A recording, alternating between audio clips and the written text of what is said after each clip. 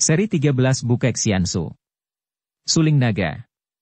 Cerita, Hoping Hu. Audiobook, novel silat. Bab 9. Orang Shisim, awas sambut seranganku ini, bentak Bielan, dan ia telah menyerang dengan ilmu silat Hekuan Ship Paciang, ilmu silat 8 jurus lutung hitam, yang hebat. Ilmu ini adalah ilmu andalan Hek Wiong, Raja Iblis Hitam, dan memang hebat sekali gerakannya. Mula-mula Bielan menggunakan jurus Hekuan Paisan, lutung hitam mendorong gunung, dua lengannya itu didorongkan ke arah dada lawan sambil mengerahkan tenaga sinkang. Hebatnya dari ilmu ini, ketika Sim Hou menarik mundur tubuhnya untuk mengelak, kedua lengan gadis itu masih terus mulur dan kedua tangannya dengan jari-jari terbuka masih menuju ke dada lawan. Kiranya lengan gadis muda itu dapat memanjang seperti karet. Dan ini pun kehebatan dari ilmu yang didapatnya dari ciptaan Hek Wiong. Biarpun kedua lengan Bielan tidak dapat memanjang seperti kalau Hek Wiong sendiri yang melakukannya, namun sempat membuat Sim Hou terkejur. Serunya ketika di luar perhitungannya, kedua tangan yang sudah dielakkan itu masih mampu mengejar terus. Terpaksa dia menggunakan kelincahan kakinya untuk melangkah ke kiri dan menarik kembali tubuhnya. Akan tetapi, Bielan sudah menyusulkan jurus Hekuan Hoan Hua, lutung hitam mencari bunga, dan kedua tangannya sudah membalik dan kalau tangan kanan mencengkeram ke arah kepala lawan, tangan kiri menghantam ke lambung kanan. Gerakannya cepat dan kedua kakinya berloncatan lincah seperti gerakan seekor lutung. Ilmu silat ini berbeda dengan ilmu silat Kaokun, silat monyet, yang mengandalkan kecepatan, melainkan lebih mengandalkan tenaga sinkang dan juga keanehan kedua lengan yang dapat memanjang. Namun kini Sim Hou telah mengetahui keistimewaan kedua lengan yang dapat mulur itu maka menghadapi serangan-serangan ilmu silat Hekuan Ship Paciang itu, dia pun mengandalkan kelincahan tubuhnya dan kalau mengelak, ditambahnya jarak mengelak itu sehingga lebih jauh dari biasa. Dengan demikian, 5 kali serangan dari 5 jurus yang dipilihnya dari 18 jurus Hekuan Ship Paciang itu gagal mengenai tubuh pendekar Suling Naga dan Bielan cepat sudah mengganti ilmu silatnya. Kini, tanpa banyak cakap lagi ia sudah menyerang dengan lebih dahsyat karena kini kedua kakinya yang melakukan penyerangan. Bukan serangan biasa, melainkan tendangan-tendangan yang susul-menyusul dan kedua kakinya itu datang dari segenap penjuru menendang, menyepak, mendorong dari samping dari depan dan langsung ke belakang. Kedua kakinya dengan hidup dan cepatnya melakukan serangan bertubi-tubi. Itulah ilmu tendangan Pat Hong Tui, tendangan 8 penjuru angin, keahlian dari Im Kan Kui, iblis akhirat. Orang kedua dari Sam Kui. Kembali Sim Hou kagum, akan tetapi merasa sayang. Tendangan-tendangan itu memang dahsyat, akan tetapi kadang-kadang nampak amat kasar tanpa mengindahkan segi keluasannya, tanpa memperhitungkan segi keindahan seni tarinya yang terdapat dalam semua gerakan ilmu silat. Kadang-kadang nampak lucu seperti seekor monyet menari-nari. Akan tetapi dia tidak berani memandang rendah karena dia sudah maklum bahwa biarpun masih muda, ternyata gadis ini memang telah memiliki tingkat ilmu silat yang cukup tinggi. Dia sudah tidak begitu ingat lagi keadaan Bie Kui beberapa tahun yang lalu ketika menyerangnya, akan tetapi agaknya gadis ini tidak kalah lihai dari sucinya itu. Ketika Sim Hou menggunakan lengannya menangkis, sambil mengerahkan sinkangnya, tubuh Bielan terhuyung-huyung dan berputaran. Ia terkejut sekali. Ilmu tendangannya itu, begitu tertangkis, membuat tubuhnya terputar kehilangan keseimbangan. Maka dengan gemas ia mengubah lagi ilmu serangannya, sekali ini mengeluarkan ilmu Hun Kintok Ciang. Dari telapak tangannya keluar lagi bunyi berkerotokan dan nampak ada uap agak kehitaman ketika kedua tangan itu bergerak. Gerakan kaku, seolah-olah kedua lengan gadis itu tidak dapat ditekuk, akan tetapi hebatnya luar biasa karena itulah ilmu silat dari iblis mayat hidup, orang ketiga dari Sam Kui. Hun Kintok Ciang, tangan beracun putuskan otot, memang mengandung hawa beracun, dan jari-jari tangan yang nampak kaku itu menotok sana-sini seperti sumpit-sumpit baja yang mampu membikin putus otot tubuh lawan kalau mengenai sasaran. Sim Hou mencelat ilmu yang dianggapnya keji ini dan dia pun kini menyambut, bukan hanya mengelak terus, melainkan menangkis dan membalas dengan tamparan-tamparan dan tendangan-tendangan untuk merobohkan lawan tanpa melukai hebat.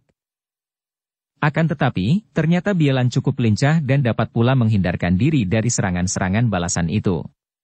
Dan beberapa jurus kemudian, melihat betapa ilmu Hun Kintok Ciang juga tidak sanggup membuat ia mendesak lawan, ia mempergunakan ilmu simpanannya, yaitu Sam Kui Cap Sakun. Inilah ilmu 13 jurus yang diciptakan bersama oleh Sam Kui setelah mereka bertapa selama 1 tahun, ilmu yang sengaja mereka ciptakan untuk menghadapi pendekar suling naga yang menurut penuturan murid mereka amat lihai itu. Dan kini Sim Hou benar-benar terkejut. Hebat sekali memang ilmu itu. Ketika Bielan mulai menyerangnya, dari kedua tangan gadis itu keluar suara bercuitan dan ilmu ini memang mempergunakan tenaga Kiam Chiang, tangan pedang. Hanya gerakan-gerakan silatnya saja yang mereka susun secara teliti. Dan memang ampuh bukan main. Gerakan-gerakannya aneh, kedua tangan itu tiada ubahnya sepasang pedang yang menyerang dengan kekuatan yang luar biasa. Sim Hou hampir saja celaka ketika tangan kiri Bielan menyambar ke arah lambung. Untung dia masih sempat miringkan tubuhnya dan bajunya terkait robek oleh tangan yang berubah seperti pedang tajamnya itu. "Ai, engkau sungguh nekat," bentaknya marah. "Serahkan Leong Xiaoqiam atau aku akan menyerangmu terus sampai mati," bentak Bielan. Serat, pedang kayu berbentuk naga itu dicabut karena Sim Hou merasa kewalahan menghadapi Sam Kui Cap Saciang. Inilah pusaka itu, bukan untuk diserahkan kepada siapapun juga, melainkan untuk melawan siapa saja yang berniat buruk. Bielan melanjutkan serangannya dengan menggunakan Cap Saciang itu. Hatinya agak girang karena ternyata ilmu ciptaan 3 orang gurunya ini memang ampuh sehingga lawannya terdesak dan terpaksa mengeluarkan pedang itu. Kalau pedang kayu begitu saja, mana ia takut? Pedang baja saja ia tidak gentar, dapat menggunakan kekebalan ilmu kulit baja yang sudah dipelajarinya dari Im Kan Kui apalagi sebatang pedang kayu. Mainan kanak-kanak pikirnya. Wir-wir. Nampak sinar berkelebatan, sinar hijau kehitaman dan mula-mula terdengar desir angin, akan tetapi kemudian terdengar suara melengking-lengking dan gadis itu menjadi terkejut bukan main. Jurus-jurus Cap Saciang yang hebat itu seketika seperti kacau gerakannya dan ia pun merasa tenaganya lemas karena jantungnya tergetar oleh suara suling itu. Baru ia tahu bahwa pusaka itu memang benar-benar hebat dan ampuh. Ketika dimainkan oleh pendekar itu seolah-olah ada bayangan seekor naga yang mengamuk sambil melengking-lengking. Dari pedang itu keluar tenaga yang hebat karena ketika ia dengan nekat mengadu tangannya yang terisi hawa Kiam Chiang, tangan pedang, dengan sinar itu, selain merasa tangannya menjadi nyeri, juga tubuhnya terdorong dan hampir saja ia roboh.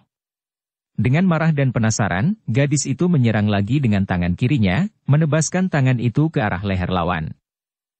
Tak! Tangan itu tertangkis pedang suling dan menempel pada senjata itu. Ada tenaga sedot yang luar biasa kuatnya dari suling itu yang membuat tangannya melekat dan betapapun ia hendak menarik tangannya, ia tak berhasil. Wut! Kini tangan kanannya yang menyambar. Tubuh lawan menyelinap ke arah belakang melalui kanannya. Bielan mengejar dengan hantaman tangan yang mengandung hawa Kiam Chiang ke belakang, akan tetapi tangan kiri lawan menangkap pergelangan tangan kanannya dan tiba-tiba saja tubuhnya ditelikung dengan kedua lengannya ditarik ke belakang oleh lawan yang sudah berada di belakangnya. Dengan keadaan seperti itu, tentu saja Bielan tidak berdaya. Akan tetapi ia adalah murid Sam Kui yang pernah menerima gemblengan pendekar naga sakti gurun pasir bersama istrinya, maka ia masih belum kehabisan akal biarpun kedua lengannya sudah ditelikung ke belakang. Tiba-tiba ia mengeluarkan suara bentakan nyaring dan kakinya sudah menyepak ke belakang, lebih kuat dari sepakan seekor kuda. Dan tentu saja kaki itu menuju ke arah selangkangan lawan, tempat yang paling lemah dan berbahaya kalau diserang bagi kaum pria. Kalau sepakan itu hanya sepakan biasa, tentu Sim Hou masih mampu menangkis dengan lututnya atau mengelak dengan miringkan tubuhnya. Akan tetapi sepakan itu adalah sepakan dari ilmu tendangan Pat Hong Tu yang hebat. Memang, kalau Sim Hou mau mendahului, dia bisa merobohkan Bielan lebih dahulu sehingga sepakannya kandas di tengah jalan. Akan tetapi dia tidak ingin mencelakakan gadis ini, hanya ingin mengalahkannya tanpa melukainya untuk memberi hajaran. Melihat sepakan yang berbahaya ini, tidak ada lain jalan baginya kecuali melepaskan kedua lengan itu dan melompat jauh ke belakang. Bielan cepat membalikkan tubuh. Dengan muka merah saking marahnya, ia mulai memasang kuda-kuda yang aneh. Tubuhnya merendah seperti hendak tiarap dan itulah pembukaan dari ilmu Sin Leong Chiang Hoat, ilmu silat naga sakti, yang pernah dia pelajarinya dari pendekar naga sakti gurun pasir. Mula-mula Sim Hou melihat dengan merasa lucu dan karena kasihan dia menyimpan pedang pusakanya kembali, ingin menghadapi dan mengalahkan gadis itu dengan tangan kosong saja, kecuali kalau dia terdesak lagi. Tiba-tiba dengan suara bentakan panjang dan nyaring, Tubuh gadis itu bergerak, bagaikan seekor naga saja, langsung tubuh yang tadinya hampir tiarap itu menerjang ke depan, seperti terbang saja menyerang lawan. Bukan main terkejut rasa hati Sim Hou karena dia seperti pernah mendengar tentang ilmu ini, bahkan pernah melihat dimainkan orang. Dia cepat mengelak dan memutar lengan untuk menangkis, namun demikian hebatnya serangan itu sehingga tubuhnya sendiri terpelanting ke kiri. Hampir saja dia terbanting roboh kalau dia tidak cepat-cepat membuang dirinya dan membuat gerakan jungkir balik. Dia dapat berdiri kembali dan memandang dengan mata terbelalak. "Rasakan kau sekarang!" Seru Bielan dengan girang dan kembali ia menerjang maju, kini gerakannya semakin aneh dan dari kedua telapak tangannya keluar angin berdesir. Itulah bantok Chiang Hoat yang pernah dipelajarinya dari Nenek Wan Cheng, istri pendekar Kao Kok Chu yang berlengan satu, pendekar naga sakti gurun pasir itu. Kembali Sim Hou terkejut dan cepat-cepat dia melompat lagi ke belakang karena sekarang dia teringat akan gerakan ilmu-ilmu aneh tadi. "Hei, berhenti dulu. Kau hebat. Apakah engkau atau Sam Kui telah mencuri ilmu dari istana gurun pasir?" Bielan bertolak pinggang, matanya hampir bulat karena dibelalakan marah. Kedua pipinya merah sekali karena selain marah ia juga telah bekerja keras tadi sehingga denyut darahnya berjalan cepat, keringatnya membasahi dahi dan leher. "Kau sendiri pencuri perampok bajak copet maling." Ia memaki-maki marah. "Selama hidup aku tak pernah mencuri. Jangan menuduh yang bukan-bukan kau." Sim Hou tidak dapat marah dimaki-maki karena cara memaki itu nampak lucu. Dalam keadaan marah sekalipun gadis ini masih nampak lucu dan mulai Sim Hou menduga bahwa memang pembawaan pribadi gadis ini yang lincah jenaka dan lucu, sama sekali bukan suatu permainan sandiwara. Andai kata semua tadi hanya rayuan atau sandiwara, tentu setelah berkelahi, sikap pura-pura itu akan hilang. Akan tetapi gadis ini tetap saja lucu. Apa anehnya kalau menuduh mencuri kepada Sam Kui? Bukankah mereka terkenal sebagai datuk-datuk kaum sesat, raja-raja iblis di antara para penjahat? Sam Kui boleh melakukan apa saja, akan tetapi aku bukan Sam Kui dan Sam Kui bukan aku. Aku memang pernah menjadi murid mereka, akan tetapi aku menjadi murid untuk belajar silat, bukan belajar mencuri. Kalau begitu, dari mana engkau bisa memainkan ilmu silat dari keluarga pendekar naga sakti gurun pasir? Itu masih belum, sobat, kata Bielan mengejek. Kalau saja Bantokiam masih berada di tanganku, pasti akan kubikin buntung pedang pusakamu dari kayu itu. Bantokiam. Itu milik dari istri pendekar majikan istana gurun pasir, teriak Sim Hou semakin heran. Bagaimana pula bisa menjadi milikmu? Kembali Bielan tersenyum mengejek, bibirnya yang merah basah dan mungil itu berjebi. Kau ingin mendengar penjelasanku mengenai keluarga istana gurun pasir dan aku? Tentu saja. Tentu saja. Apa hubunganmu dengan mereka?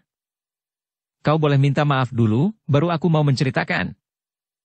Minta maaf? Sim Hou memandang heran. Ada-ada saja permintaan gadis ini yang aneh-aneh dan di luar dugaan. Untuk apa? Karena kau tadi menuduh aku mencuri. Hampir Sim Hou tertawa bergelak, akan tetapi dia menahan rasa gelinya dan dia pun tersenyum. Baiklah, aku minta maaf atas tuduhanku tadi. Akan tetapi, usap dulu keringatmu, lihat, dahi dan lehermu basah semua. Dia merasa risih dan kasihan melihat betapa peluh mengalir membasahi leher baju dan yang dari dahi juga mulai menetes ke bawah membasahi pipi. Bielan tercengang. Baginya, lawannya ini juga aneh sekali dan ia pun lalu menyeka keringatnya dengan sapu tangan biru yang dikeluarkannya dari saku bajunya. Dengarlah. Pendekar naga sakti gurun pasir atau majikan istana gurun pasir yang bernama Kao Kok Chu, dengan istrinya yang bernama Nenek Wan Cheng, adalah guru-guruku. Wah, mana mungkin? Mungkin saja. Buktinya begitu kok tidak mungkin. Buktinya mereka telah mengajarkan ilmu silat kepadaku selama 1 tahun, bahkan Subo Wan Cheng meminjamkan Bantokiam kepadaku, akan tetapi pedang itu dirampas oleh orang lain. Sukar untuk tidak percaya kepada omongan seorang gadis seperti ini, akan tetapi agaknya tidak masuk di akal pula kalau murid Sam Kui bisa menerima pelajaran silat dari pendekar sakti itu dan istrinya. Nona, ketahuilah bahwa aku menganggap keluarga kau dari istana gurun pasir itu sebagai para Locian Pue yang kuhormati dan kukagumi di samping keluarga dari Pulau Es. Mereka adalah keluarga sakti yang gagah perkasa.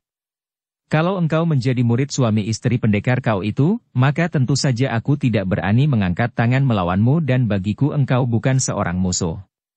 Marilah kita duduk dan ceritakan kepadaku bagaimana di satu pihak engkau dapat menjadi murid Kaolo Cianwei, hal yang memang patut kulihat pada dirimu, akan tetapi di lain pihak engkau pun menjadi murid Sam Kui dan bahkan menjadi utusan Bie Kui untuk merampas Leong Xiao Qiam. Sim Hou sudah mengambil tempat duduk lagi di atas batu yang tadi dipakainya bersila ketika dia meniup suling dan mempersilahkan Bie Lan untuk duduk pula di atas batu-batu di depannya. Akan tetapi Bie Lan menolak. Nanti dulu. Enak saja engkau mengajak aku mengobrol begitu saja. Aku datang untuk merampas pedang pusaka suling naga, bukan untuk kongkou, ngobrol-ngobrol denganmu. Kita bukan hanya bicara tentang dirimu, akan tetapi juga tentang pedang pusaka ini. Percayalah, aku tentu akan membantumu agar engkau tidak sampai hidup sebagai orang yang tidak memenuhi janji dan sumpah sendiri. Benar? Tidak bohong? Sim Hou menggeleng kepalanya. Aku tidak pernah berbohong. Kalau perlu kau akan memberikan pusaka itu kepadaku? Kalau perlu, boleh saja. Sim Hou tersenyum. Sumpah dulu kau tidak bohong, baru aku mau duduk mengobrol. Sim Hou tersenyum lebar. Kini dia mengerti. Gadis ini pada dasarnya adalah seorang gadis yang berjiwa pendekar, yang baik budi, jauh dari watak kejam dan jahat dan mungkin karena melihat sifat-sifat baik inilah maka seorang sakti seperti majikan istana gurun pasir mau mengajarkan ilmu-ilmu kepadanya. Akan tetapi karena menjadi murid Sam Kui hidup dalam lingkungan para datuk sesat, tentu saja ia pun ketularan watak-watak yang aneh dan mau enaknya sendiri saja. Watak-watak yang buruk dari Sam Kui dan watak-watak pendekar dari suami istri istana gurun pasir itu agaknya bercampur dan menciptakan watak yang lucu dan aneh pada diri gadis ini. Baiklah, kalau perlu aku akan memberikan pusaka suling naga kepadamu dan aku akan membantumu, aku bersumpah bahwa aku tidak berbohong. Bie Lan tertawa dan Sim Hou merasa luar biasa sekali. Seolah-olah sinar matahari di pagi hari itu tiba-tiba saja menjadi semakin cerah, suara burung-burung di dalam pohon menjadi semakin merdu dan bau-bau rumput dan daun pohon dan bunga di sekitar tempat itu menjadi semakin harum. Demikianlah keadaan hati yang tidak dibebani rasa duka. Kalau segala macam rasa duka, kecewa, sesal dan sengsara hati lenyap dari batin kita, maka panca indera kita akan bekerja lebih peka lagi dan kita akan lebih dapat menikmati segala keindahan di dalam kehidupan ini. Bie Lan yang tersenyum cerah karena hatinya merasa lega itu kini duduk di atas batu hitam, dekat dengan Sim Hou sehingga pria itu mampu menangkap bau badan gadis yang berkeringat itu. Bau yang aneh dan terasa sampai ke jantungnya, yang menggerakkan semua kejantanan dalam dirinya, yang tiba-tiba menimbulkan gairah, mendorong perasaan ingin sekali semakin dekat dengan gadis itu dan kalau mungkin, selamanya tidak akan terpisah darinya dan akan selalu dapat mencium bau yang khas itu. Nah, sebelum aku mulai bercerita, sebagai tuan rumah yang baik, engkau harus lebih dulu menceritakan kepadaku, apakah benar namamu Sim Hou dan bagaimana engkau bisa memperoleh pedang pusaka itu dan sebagainya lagi mengenai dirimu. Kembali Sim Hou tersenyum. Dia sudah lupa lagi bahwa selama bertahun-tahun ini dia hampir tak pernah atau jarang sekali tersenyum dan di pagi hari sekali, seolah-olah sinar matahari dan di pagi hari ini, semenjak bertemu dengan gadis itu, entah sudah berapa kali dia tersenyum, bahkan tertawa. Senyum yang langsung keluar dari perasaan hatinya, bukan sekedar senyum pengantar sopan santun seperti yang nampak pada senyum kebanyakan orang. Namaku Sim Hou dan tentang pedang ini. Nanti dulu. Namamu Sim Hou dan usiamu tadi kau katakan 30 tahun? Siapa istrimu? Tiba-tiba saja muka pendekar itu menjadi merah sekali, kemudian agak pucat dan dia menundukkan mukanya, memejamkan sebentar kedua matanya lalu setelah dia mengangkat mukanya memandang gadis itu wajahnya sudah pulih kembali dan senyumnya sudah membayang lagi di bibirnya. Aku tidak punya istri. Ah! Sudah. Sudah matikah ia? Atau bercerai? Sim Hou menggeleng kepalanya perlahan-lahan. Aku belum pernah beristri. Aneh, seusia engkau ini belum beristri? Tapi suciku pun usianya sudah sebaya denganmu dan belum bersuami pula. Cuma, ia mempunyai banyak sekali pacar. Berganti-ganti, apakah? Apakah engkau pun begitu? Begitu bagaimana maksudmu? Tanya Sim Hou hampir membentak. Seperti suciku itu? Berganti-ganti pacar? Kalau bukan gadis itu yang berkata demikian, ingin rasanya Sim Hou menampar mulut itu. Tidak. Dan jangan engkau samakan semua orang seenakmu saja. Bukankah engkau sendiri, yang menjadi sumoinya, tidak sama dengan sucimu itu, berganti-ganti pacar? Aku sih tidak sudi. Aku benci laki-laki mata keranjang. Nah, dengarkan saja, kalau begini terus ceritaku tidak akan ada habisnya. Aku bernama Sim Hou, belum punya istri, dan kedua ayah ibuku sudah meninggal dunia. Guruku bernama Kam Hong yang berjuluk pendekar suling emas dan tinggal di istana Hong Sim Kaipang, di puncak Bukit Nelayan, tak sangat jauh dari sini. Cukup bukan tentang diriku? Bielan yang tadi dibentak, kini mengangguk-angguk. Sudah cukup jelas, terutama bahwa selain belum pernah beristri, engkau tidak pernah berganti-ganti pacar. Ia tersenyum memandang kepada Sim Hou yang juga tersenyum senang. Dan bagaimana tentang Leong Xiaoqiam itu? Seorang kakek pertapa di Himalaya yang bernama Pek bin Losian, aku yakin engkau tentu mengenal nama itu karena dia masih terhitung Susiok, paman guru, dari Sam Kui, telah merasa tua dan ingin mewariskan pedang pusaka suling naga kepada seseorang yang dianggapnya pantas untuk memilikinya. Dia tidak suka kepada 3 orang keponakannya, yaitu Sam Kui dan dia mulai mencari orang yang akan mampu mengalahkan dirinya, karena dia hanya akan memberikan pusaka ini kepada orang yang dapat mengalahkannya. Entah berapa banyak sudah orang yang roboh di tangannya, luka atau mati, ketika dia mencari calon pemilik baru dari Leong Xiaoqiam ini. Akhirnya dia bertemu denganku dan kebetulan aku dapat mengalahkannya maka dia menyerahkan senjata pusaka ini kepadaku. Bielan mengangguk-angguk. Jadi engkau tidak merampasnya atau mencurinya dari kakek itu? Aku percaya ceritamu.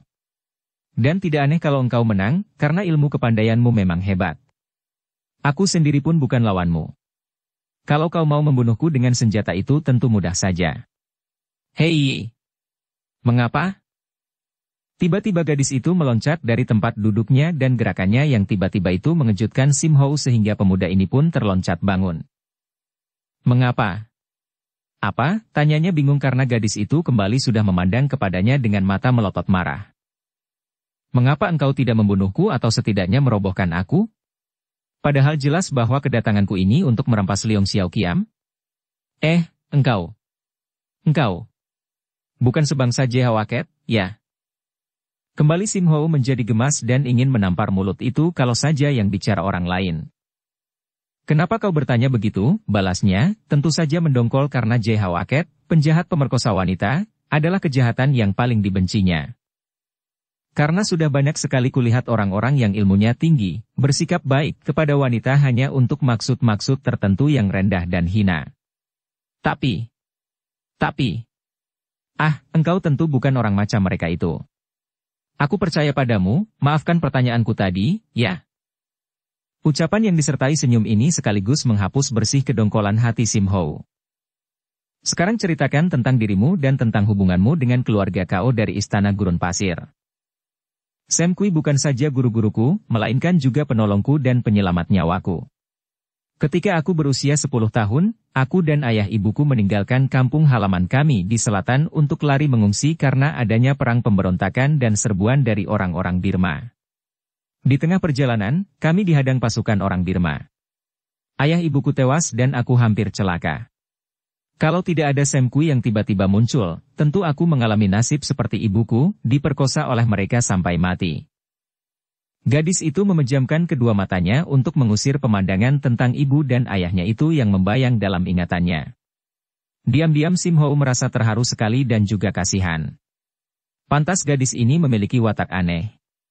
Begitu kecil sudah mengalami musibah yang demikian hebat. Nah, sejak itulah aku menjadi murid Sam Kui setelah mereka bertiga membunuh semua anggota pasukan Birma itu. Aku berhutang budi dan mereka baik sekali kepadaku. Akan tetapi Suciku Biekui tidak baik kepadaku. Ia yang mewakili Sam Kui melatihku, akan tetapi latihan-latihan itu diselewengkan sehingga aku keracunan dan hampir tewas kalau tidak pada suatu hari, di dalam hutan, aku bertemu dengan Suhu dan Subo dari Istana Gurun Pasir itu. Merekalah yang mengobatiku sampai sembuh dan mengajarkan ilmu-ilmu silat sampai setahun lamanya. Sim Hou mengangguk-angguk. Kini dia mengerti dan semakin kagum. Sejak berusia 10 tahun gadis ini menjadi murid Sam Kui, akan tetapi tidak tumbuh dewasa menjadi seperti Bie Kui. Hal itu sungguh mengagumkan, tanda bahwa memang gadis ini memiliki dasar watak yang baik dan kuat. Lalu bagaimana engkau sampai bisa hutang budi kepada Bie Kui, padahal ia yang hampir mencelakaimu dengan mengajarkan ilmu-ilmu yang sengaja disesatkan itu? Bie Kui bertempur denganmu dan kalah, lalu Sam Kui bertapa selama 1 tahun untuk menciptakan ilmu silat baru yang hebat untuk kami paksa menghadapimu. Ah, ilmu silat yang hebat tadi?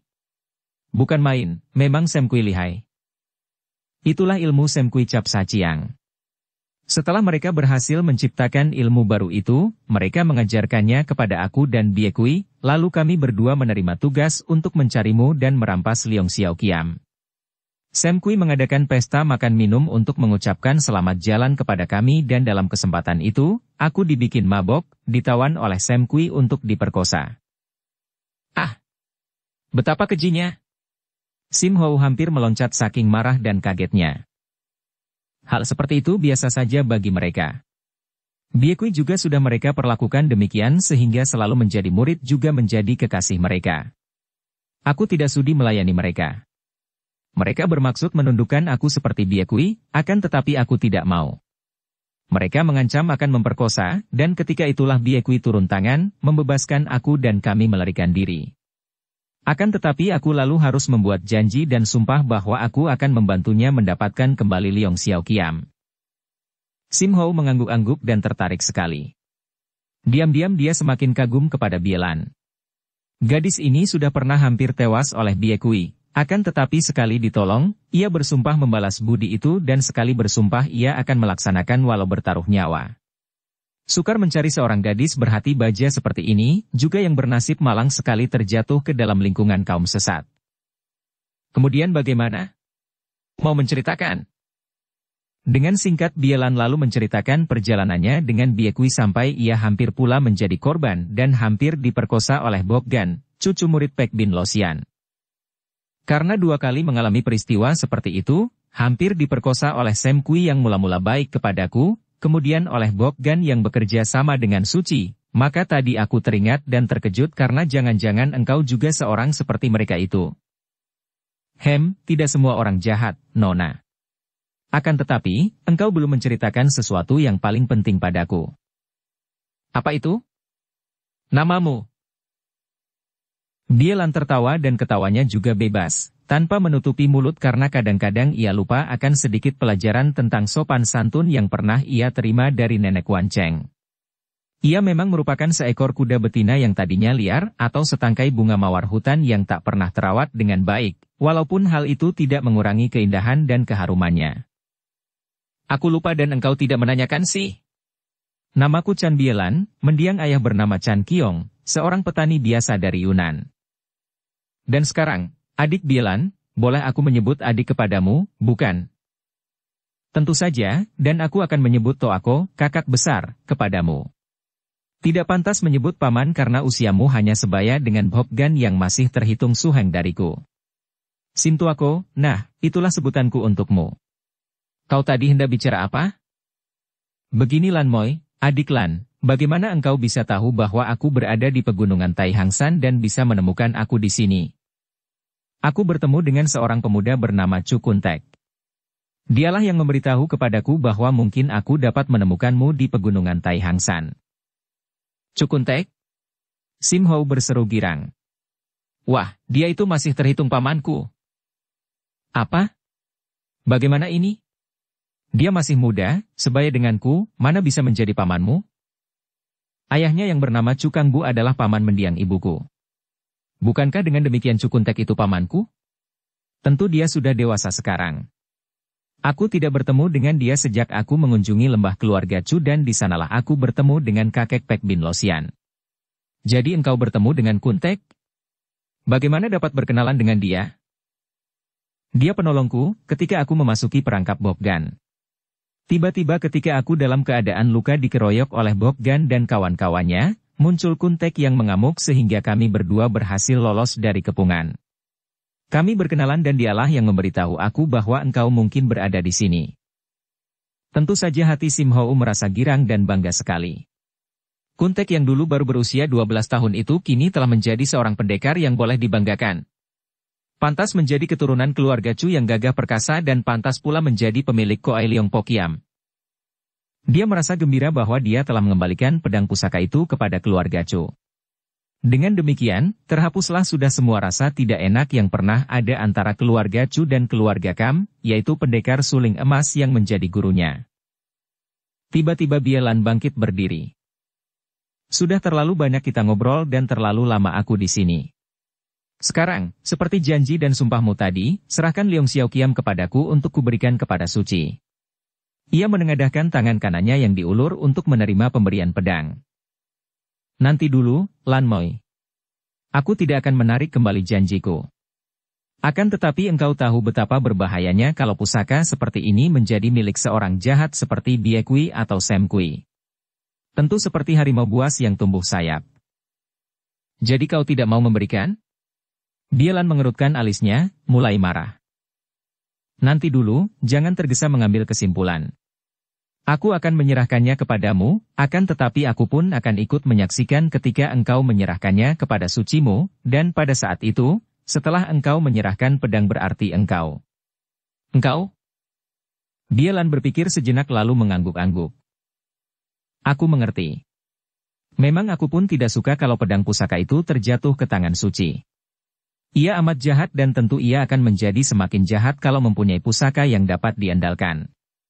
Baik, mari kita serahkan pusaka itu kepada Suci dan kau boleh merampasnya kembali dari tangannya, terserah.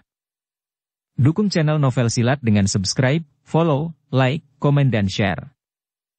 Di mana dia sekarang? Menurut rencana mereka, yaitu Suci dan Bhokgan, mereka akan pergi ke kota raja untuk bekerja membantu guru Bhokgan yang sudah berada di kota raja pula. Di kota raja? Iya, di istana kaisar.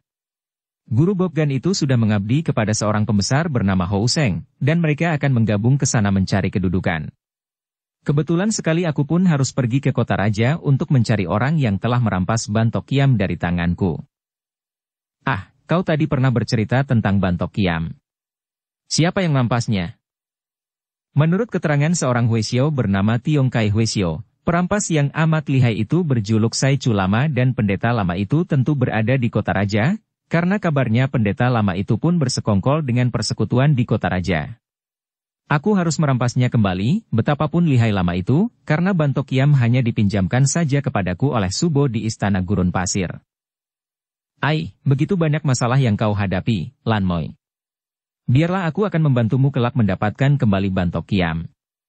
Pedang pusaka itu harus kembali kepada pemiliknya, majikan istana gurun pasir. Terima kasih, Toako. Kau baik sekali, kata Bielan dengan hati girang. Hari itu juga mereka turun dari puncak itu setelah Sim Hou mengajak Bielan makan lebih dulu di tempat tinggalnya, sebuah gubuk darurat di puncak itu.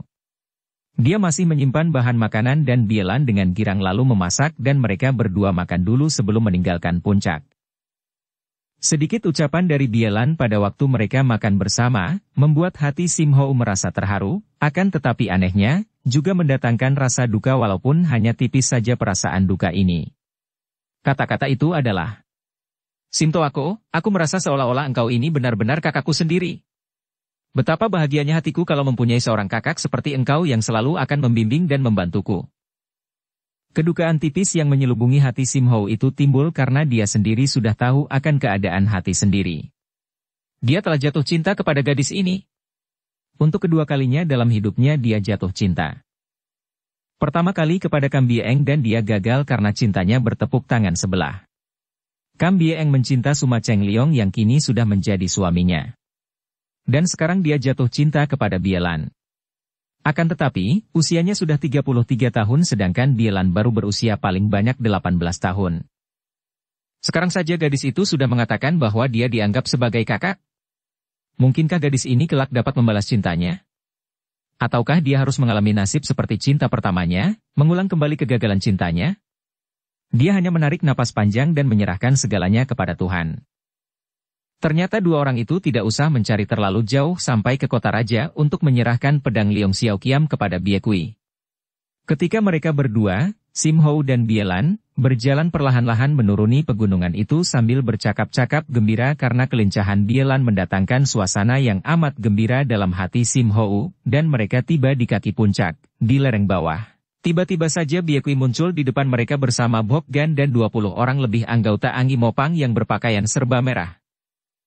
Kiranya Biekui dan Boggan, setelah yang terakhir ini gagal menangkap Bielan karena pertolongan Cukuntek, dapat mengikuti jejak Bielan yang menuju ke Tai Hangsan dan diam-diam mereka mengikuti terus. Ketika dalam penyelidikan mereka kepada para penduduk dusun mereka tahu bahwa pendekar suling naga berada di puncak yang kini didaki oleh Bielan, mereka lalu bersembunyi dan hendak menanti kembalinya Bielan. Kalau Bielan berhasil merampas pedang pusaka itu, mereka tinggal memintanya dan merampas dari tangan Bielan kalau gadis ini tidak menyerahkannya. Atau kalau Bielan gagal, mereka akan mengajak Bielan membantu mereka menyerbu ke puncak. Biekui yakin bahwa bagaimanapun juga, Bielan yang keras hati tidak akan mau melanggar janjinya dan tentu akan mau membantunya merampas pedang pusaka itu. Karena itu, betapa kaget dan heran akan tetapi juga girang rasa hati mereka ketika pada siang hari itu, mereka melihat Bielan turun dari puncak bersama sang pendekar yang dicari-cari. Akan tetapi dalam suasana yang demikian akrab, berjalan berdampingan sambil bercakap-cakap. Biekui dan Boggan tidak khawatir kalau Bielan akan membantu pendekar suling naga, karena Bielan terikat oleh sumpahnya untuk membantu merampas kembali pedang itu. Dan dengan bantuan Bielan, bahkan tanpa bantuannya pun, mereka berdua yakin bahwa mereka akan mampu mengalahkan Sim Hou, apalagi di situ ada 20 orang lebih anak buah mereka. Suci! Bielan berseru heran. Engkau di sini? Dan alisnya berkerut ketika ia melihat Boggan dan anak buahnya berada pula di situ. Biekui tersenyum mengejek. Aha, sumoiku yang manis. Kau kira aku begitu bodoh, membiarkan engkau sendirian menemui si pendekar suling naga? Kiranya dia malah telah memikat hatimu sehingga engkau lupa akan tugasmu merampas pusaka itu, malah kini menjadi pacarnya. Kulihat kau mulai pandai berpacaran. Biekui, tutup mulutmu yang kotor. Sim Hou membentak marah. Hahaha, siapa yang kotor? Sumoi, agaknya adik kecil kita itu belajar asmara dari pendekar suling naga, haha. Boggan juga tertawa, padahal di dalam hatinya dia merasa panas melihat betapa Bielan yang dirindukannya itu nampak demikian akrab dengan Sim Hou. Boggan, Sinto aku bukanlah laki-laki hina dina dan rendah kotor macam kamu. Bielan tiba-tiba membentak dan memandang dengan sinar mata berapi-api. Jangan kalian ini manusia-manusia cabul menuduh orang-orang lain serupa saja dengan kalian yang tak tahu malu. Cukup, Xiao Kui, kini Biekui mulai mempergunakan pengaruhnya sebagai pelatih dan suci. Bagaimana dengan janjimu dahulu ketika aku membebaskanmu dari Sam Kui? Engkau berjanji akan membantuku sampai berhasil mendapatkan kembali Liong Xiaoqiam dan membantu aku merebut kedudukan jagoan nomor 1 di dunia persilatan.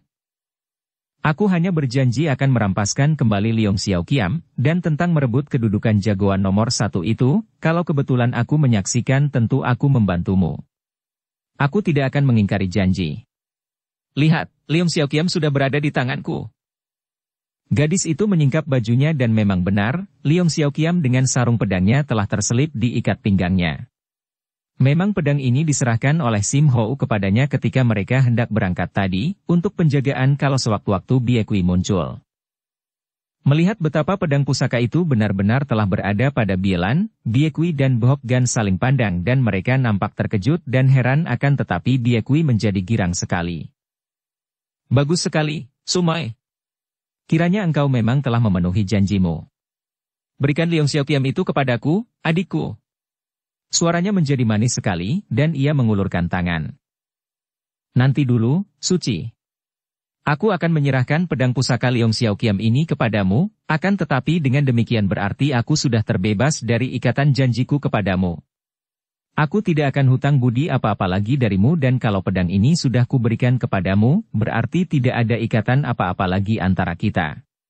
Berarti bahwa janji dan sumpahku telah kupenuhi dan kelak engkau tidak berhak untuk menekan aku lagi berdasarkan janji sumpah yang sudah kupenuhi dengan penyerahan pedang pusaka Liong Xiaoqiam ini. Benarkah begitu? Benar, dan mana pedang itu kesinikan, kata Biekui tak sabar lagi. Katakan dulu bahwa kalau engkau sudah menerima pedang ini dariku, maka aku sudah tidak terikat dengan janji apa-apa lagi, kata Bielan sambil mencabut sarung pedang itu dari ikat pinggangnya, akan tetapi belum mau menyerahkannya. Baik.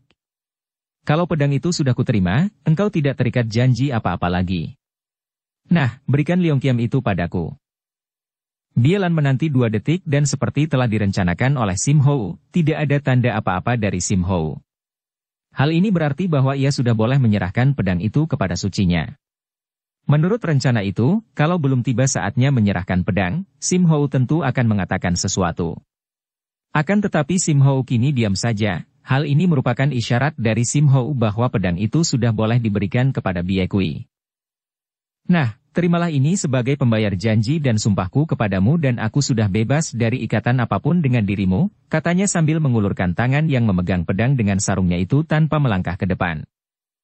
Dengan demikian, terpaksa Bie Kui yang melangkah ke depan dan ia menerima pedang itu dari tangan sumoinya. Sebagai seorang yang cerdik dan ahli silat yang lihai, cara mengambil pedang itu dari tangan sumoinya dilakukan seperti orang merampas. Disambarnya pedang itu dan begitu sudah berada di tangannya, ia melompat ke belakang. Hal ini untuk menghindarkan kalau sumoinya bertindak curang dan menyerangnya pada saat ia menerima pedang. Akan tetapi ia kalah cepat, atau memang sama sekali tidak mengira bahwa pada saat ia menerima pedang, tubuh Sim Hou sudah meluncur ke depan. Sumoi, awas, teriak Bokgan yang melihat gerakan Sim Hou dan dia pun sudah meloncat ke depan. Bie Kui terkejut sekali ketika tiba-tiba tubuh Sim Hou, bagaikan seekor garuda terbang menyambar ke bawah, tangan kanan mencengkeram ke atas ubun-ubun kepalanya sedangkan tangan kiri menyambar ke arah pedang. Serangan itu hebat bukan main dan kalau ia terlambat sedikit saja melindungi tubuhnya, tentu kepalanya menjadi sasaran. Jangankan sampai dicengkeram, terkena totokan 1 kali pada ubun-ubun kepalanya, ia akan mati konyol. Cepat Bie Kui membuang diri ke belakang sambil menangkis pukulan itu, kakinya sambil membuang diri menendang ke depan. Akan tetapi, betapapun cepat reaksi gerakannya, tetap saja tiba-tiba ia merasa lengan kanannya lumpuh dan tahu-tahu pedang itu telah terampas oleh Sim Hou. Bu! Pada saat itu, hantaman Bokgan tiba menimpa punggung Sim Hou. Dalam usaha membantu sumoinya tadi, Bokgan sudah mengerahkan tenaga dan memukul punggung Sim Hou. Sim Hou maklum akan serangan ini, akan tetapi dia mencurahkan seluruh perhatiannya kepada usahanya merampas kembali Liong Xiaoqiam karena kalau sekali serangan itu dia gagal, akan semakin sukarlah untuk mendapatkan kembali pusakanya itu. Maka, sambil melanjutkan usahanya merampas pedang, dia menerima saja hantaman pada punggungnya itu sambil menggunakan sebagian dari sinkangnya saja untuk melindungi punggung. Terkena hantaman yang amat kuat itu, tubuh Sim Hou terpelanting dan bergulingan sampai jauh, akan tetapi pedang Liong Xiaoqiam sudah berada kembali ke tangannya. Dengan marah sekali Bie Kui dan Bokgan mengejar dan mereka berdua sudah menyerang dengan bertubi-tubi untuk merampas kembali pedang itu. Bokgan mempergunakan pedangnya, dan Bie Kui sudah mengeluarkan ilmu silat Sem Kui Cap Saciang yang hebat itu. Baru saja Sim Hou yang terkena hantaman tadi meloncat berdiri dan dari mulutnya mengalir darah segar sebagai bukti bahwa pukulan tadi telah melukainya sebelah dalam tubuh atau setidaknya membuat sebelah dalam tubuhnya terguncang, kini dia sudah diserang lagi dengan dahsyatnya. Dia mengelak dari sambaran pedang Bokgan, akan tetapi sebuah tamparan dengan jurus ilmu silat Cap Saciang yang ampuh itu kembali membuatnya terpaksa melempar diri dan bergulingan. Akan tetapi sambil bergulingan dia mencabut pedang Liong Xiaoqiam dan begitu dia meloncat bangun dan memutar pedangnya, terdengar suara berkerincingan dan beberapa belas buah paku beracun yang disambitkan Bokgan berjatuhan tertangkis oleh sinar pedang. Setelah pedang Liong Xiaoqiam berada di tangannya, kini Sim Hou menghadapi mereka berdua dan terdengarlah bunyi senjatanya itu yang melengking-lengking seperti suling ditiup. Akan tetapi mengandung ketajaman pedang pusaka yang sakti, bahkan sinar pedang itu saja bersama suaranya sudah mampu membuat lawan menjadi repot. Terjadilah perkelahian mati-matian. Tanpa diperintah lagi, 20 lebih anak buah Bokgan itu sudah mengurung arena perkelahian itu dengan senjata golok atau pedang di tangan. Melihat ini, sejak tadi Bielan sudah memperhatikan. Xiao Kui, hayo kau bantu kami, bentak Bie Kui dengan suara penuh wibawa kepada adik seperguruannya itu. Akan tetapi dengan tenang Bielan menjawab. Bie Kui, ingat bahwa sejak kau terima pedang itu, di antara kita sudah tidak terdapat ikatan apa-apa. Berkata demikian, gadis ini lalu menerjang maju dan menyerang 20 lebih anak buah Bokgan itu. Kau pengkhianat. Boggan berteriak marah melihat betapa dua orang anak buahnya roboh terguling oleh serangan Bielan yang segera dikeroyok oleh semua anak buah itu. "Bukan pengkhianat macam engkau yang curang," balas Bielan dan gadis ini dengan enaknya membagi-bagi pukulan dan tendangan kepada 20 lebih pengeroyok yang bukan merupakan tandingan yang berat baginya. "Celaka! Kita tertipu!" Tiba-tiba Biekui berseru. "Mereka sudah merencanakan ini." Menghadapi lawan seperti Sim Hou, walaupun mengeroyok dua, sama sekali tidak boleh membagi perhatian. Begitu Biekui berteriak demikian sambil melirik ke arah sumoinya, sinar pedang suling naga menyambar dibarengi lengkingan mengerikan. Ia menangkis dengan lengannya, tetapi ternyata ujung suling pedang itu berkelebat ke atas dan terdengar kain robek disusul jerit tertahan Biekui yang terluka pada pundaknya. Melihat betapa Biekui terluka dan anak buahnya kocar-kacir di amuk Bielan, Boggan menjadi gugup dan dia pun berseru nyaring. "Mari kita pergi." Betapa dongkol rasa hatinya, terpaksa Biekui menuruti nasihat suhengnya itu dan bersama Boggan, ia pun meloncat dan melarikan diri, diikuti terpincang-pincang oleh 20 lebih anak buah Anggi Mopang yang saling menopang kawan yang terluka. Bielan berdiri sambil bertolak pinggang, tertawa terbahak-bahak melihat mereka. Sim Hou juga tersenyum, akan tetapi tiba-tiba dia mengeluh dan cepat dia duduk bersila, sambil memejamkan kedua matanya. Melihat kawannya itu diam saja dengan tiba-tiba lalu duduk bersila, Bielan teringat bahwa Sim Hou tadi terkena pukulan Boggan pada punggungnya sampai mulutnya mengeluarkan darah.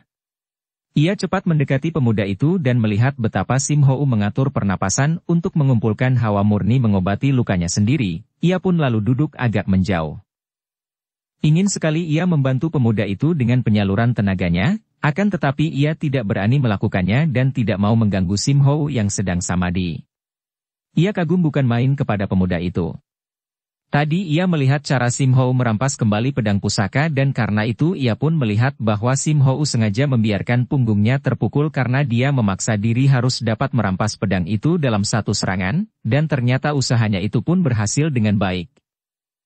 Ia percaya bahwa pendekar itu sudah membuat perhitungan dengan masak sehingga pukulan yang mengenai punggung itu, biarpun mengguncang hebat dan menimbulkan luka dalam sampai muntahkan sedikit darah, namun tentu tidak berbahaya. Buktinya, dalam keadaan terluka tadi Sim Hou telah mampu mendesak dan melukai pundak Biekui, biarpun sucinya tadi mempergunakan ilmu Cap Sakun dan Boggan yang tingkat kepandaiannya sama dengan Biekui mempergunakan pedangnya. Bahkan membuat kedua orang itu kemudian terpaksa melarikan diri. Sambil menunggui Sim Hou yang sedang mengobati luka dalam di tubuhnya, Bielan kini mulai memperhatikan pria itu. Bukan pemuda remaja lagi, melainkan seorang laki-laki, seorang jantan yang berwatak lemah lembut dan sederhana, tak pernah tinggi hati dan tidak suka berlagak walaupun jelas bahwa ilmu kepandaiannya tinggi sekali dan namanya terkenal sebagai seorang pendekar sakti. Seorang yang pada wajahnya membayangkan bekas kedukaan yang membuatnya menjadi pendiam dan lebih suka menyendiri di tempat-tempat sunyi. Dan tiba-tiba saja hatinya merasa kasihan sekali. Laki-laki yang baik budi ini, agaknya juga tidak mempunyai siapapun di dunia ini, seperti dirinya. Mengapa ia mendadak saja termenung? Mengapa membiarkan pikiran dikelebukan awan yang hanya akan membuatnya bersedih? Wataknya yang gembira dan jenaka sudah sejak lama terlatih untuk mengatasi segala duka. Bahkan ketika ia menderita sakit keracunan yang membuatnya seperti orang gila, hanya sebentar saja ia menangis, kemudian ia sudah bergembira kembali, dengan alam, dengan sekitarnya. Ia pun sudah melenyapkan kesedihan yang tadi terseret oleh rasa kasihan yang timbul terhadap Sim Hou dan kini wajahnya sudah berseri kembali. Tugas pertama sudah dilaksanakannya dengan baik. Ia sudah berhasil menemukan kembali Leong Xiaoqiam dan membebaskan dirinya dari ikatan janjinya terhadap Biekui. Budi kebaikan Sam Kui telah lunas ketika Sam Kui hampir saja memperkosa dirinya. Budi kebaikan itu telah ditebus dengan perbuatan mereka yang hina itu. Ia tidak akan mendendam sakit hati atas perbuatan Sam Kui yang terakhir terhadap dirinya, biarlah perbuatan itu sebagai pembayar semua budi mereka terhadap dirinya sejak ia bertemu dengan mereka. Kemudian, ia pun tidak lagi berhutang budi kepada Biekui karena sudah ditebusnya dengan menyerahkan Leong Xiaoqiam tadi. Soal ia tidak mampu mempertahankan pusaka itu ketika dirampas kembali oleh Sim Hou, itu adalah masalah Biekui sendiri dan ia tidak perlu mencampurinya. Kini tinggal satu tugas lagi. Mencari Bantok Yam. Dan Sim Hou telah berjanji untuk membantunya. Ia percaya kepada pria ini. Ia merasa aman, merasa begitu pasti akan berhasil karena ada Sim Hou di sampingnya. Bahkan ia hampir merasa yakin, begitu besar percayanya kepada sahabat baru ini, bahwa ia akan mampu mendapatkan kembali Bantok Yam untuk dikembalikan kepada subonya di Istana Gurun Pasir. Setelah berhasil, ia akan mengunjungi suhu dan subonya itu di sana. Lan Moi, kau sedang melamun apa? Tiba-tiba Bielan menoleh dan ia melihat Sim Hou sedang memandang kepadanya dan wajah Sim Hou sudah nampak segar, tanda bahwa pria itu sudah sehat kembali. Kau tersenyum-senyum seorang diri. Sim Toako, bagaimana dengan lukamu? Sudah sembuhkah?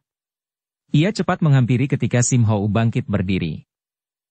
Sim Hou meraba-raba dadanya dan mengangguk. Pukulan orang itu amat kuat, hal yang sama sekali tidak kusangka. Dia amat lihai. Dia itukah yang bernama Boggan itu, cucu murid dari mendiang Pek Bin Losian? Benar, akan tetapi jangan kau memuji-mujinya. Buktinya, dia dan Suci yang mengeroyok engkau dalam keadaan sudah terluka pun tidak mampu menang, malah mereka lari seperti 2 ekor tikus dipotong ekornya. Sim Hou tersenyum. Dia sudah sering mendengar orang mengambil perumpamaan, anjing dipukul, akan tetapi baru sekarang mendengar orang membuat perumpamaan 2 orang lari seperti tikus-tikus dipotong ekornya. Adik Lan, apakah engkau pernah melihat tikus dipotong ekornya lalu melarikan diri? Belum, akan tetapi bisa kubayangkan. Kalau tidak percaya, coba saja tangkap tikus, potong ekornya lalu dilepaskan.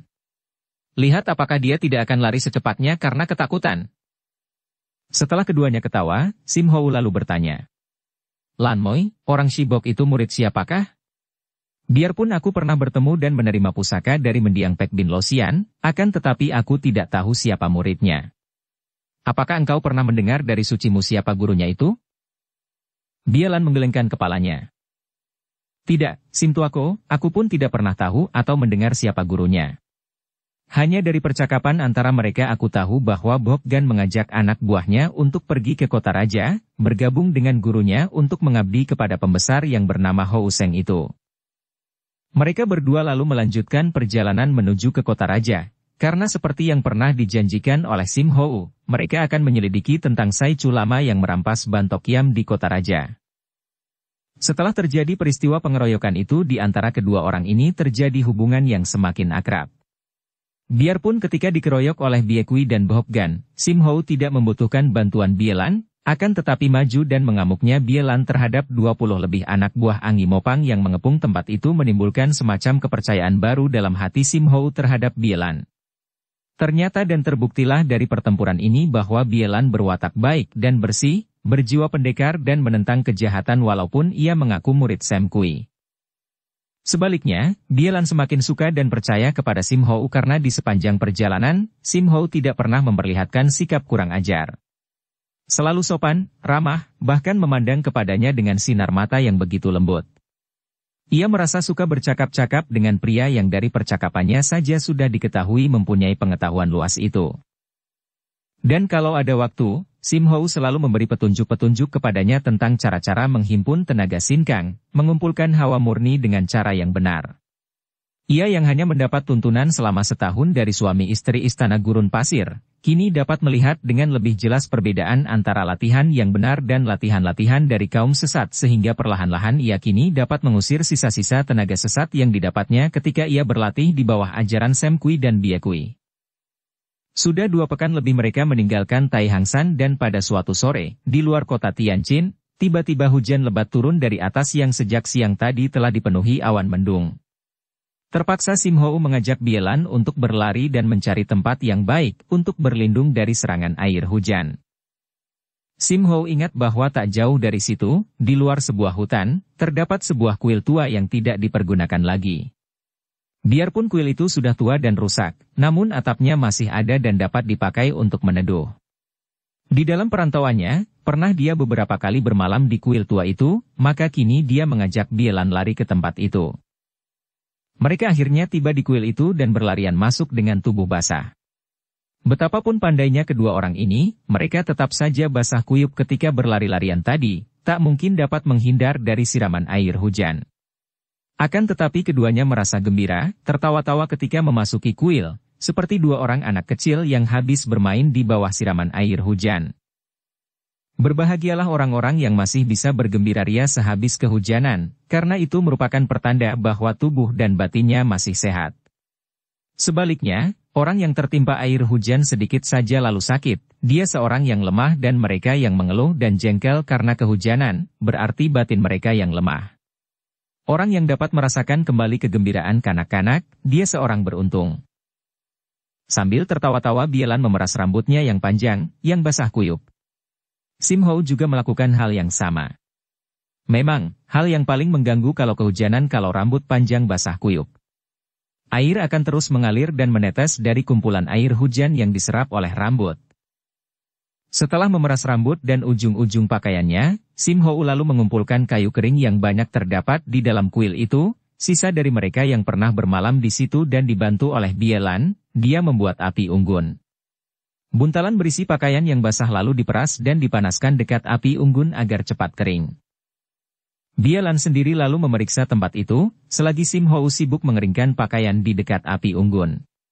Kuil itu dahulunya merupakan sebuah kuil yang cukup besar dan agaknya bekas terbakar sehingga sebagian besar bangunan samping dan belakang, tempat dulu merupakan kamar-kamar para pendeta, juga dapur dan lain-lain bagian, sudah runtuh.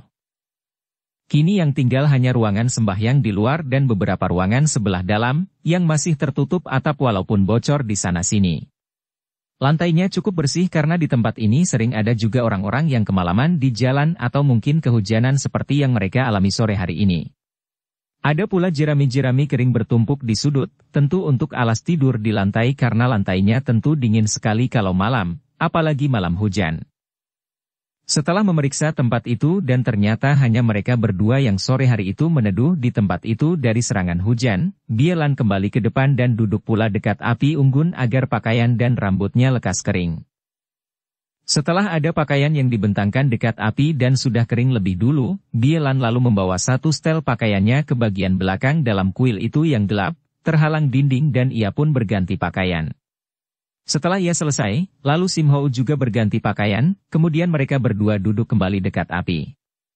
Enak setelah berganti pakaian kering dan terkena hawa panas api unggun, membuat tubuh terasa hangat. Akan tetapi tiba-tiba Bielan tertawa.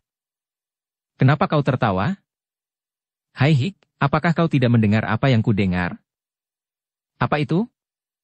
"Engkau memang terlalu sopan. Kokok ayam dalam perut kita." Sim Hou tersenyum. Gadis ini sungguh polos. Akan tetapi, tidak seharusnyakah kita semua bersikap demikian, pikirnya. Segala peraturan sopan santun yang kita buat sendiri demi kehormatan, sudah sedemikian berlebih-lebihan sehingga mencetak kita menjadi manusia-manusia palsu, munafik-munafik besar yang selalu berbeda lahir dengan batinnya, kepura-puraan yang hanya menguntungkan perasaan si aku yang menganggap diri agung dan terhormat, akan tetapi kadang-kadang merugikan bagi diri sendiri maupun orang lain.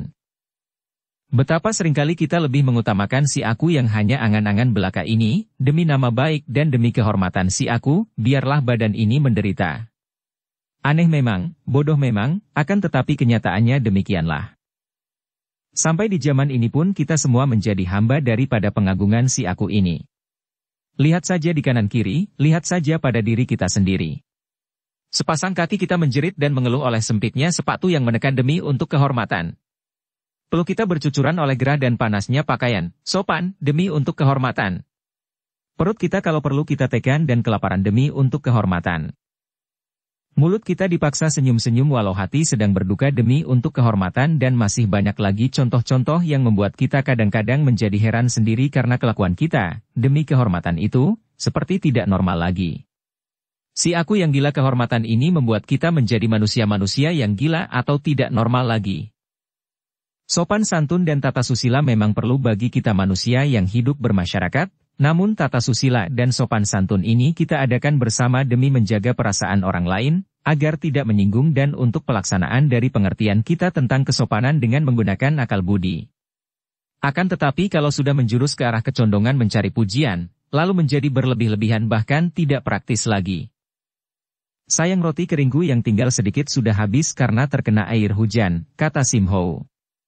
Akan tetapi kalau hujan berhenti, kita dapat pergi ke kota Tianjin, dan kita membeli makanan di sana. Akan tetapi hujan tak juga mau berhenti sampai malam tiba.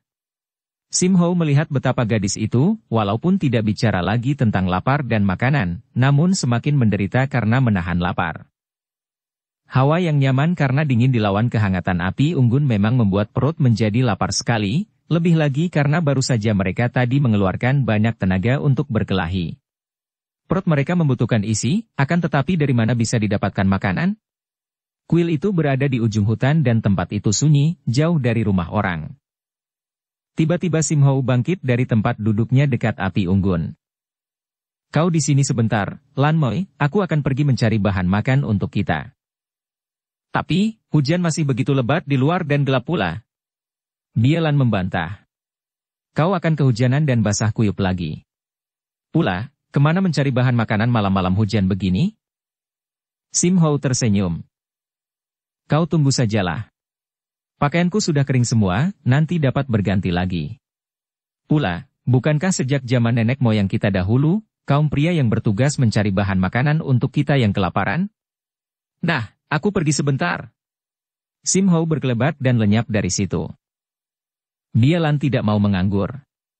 Ia menambahkan kayu pada api unggun, kemudian dengan teliti ia mencari-cari di sekitar kuil yang bocor di sana-sini itu dan menemukan 2 buah panci butut, akan tetapi belum bocor.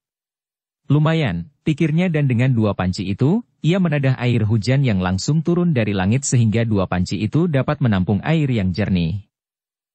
Siapa tahu kalau Sinto aku benar-benar bisa mendapatkan bahan makanan, pikirnya. Tanpa panci tempat masak, lalu bagaimana? Dan mereka juga membutuhkan air minum, dan air hujan itu cukup bersih. Tak lama kemudian muncullah Sim Ho dari luar kuil, menggendong seekor kijang muda yang sudah mati. Tubuh dan rambutnya basah kuyup, juga pakaiannya kotor terkena lumpur, akan tetapi dia tersenyum lebar dengan wajah gembira sekali. Dia menurunkan kijang itu dari pundaknya dan memeras rambutnya. Wah, bagaimana kau bisa mendapatkan? Lekas kau tukar pakaian dulu, Toako, kau basah semua dan pakaianmu kotor. Jangan-jangan kau bisa masuk angin. Kata Bie Lan dengan girang akan tetapi juga khawatir. Lupa bahwa orang yang memiliki kepandaian seperti Sim Ho tentu memiliki pula kesehatan yang baik dan daya tahan yang jauh lebih kuat daripada orang-orang biasa. Akan tetapi Sim Ho menurut, menyambar satu setel pakaian kering dan berlari ke belakang.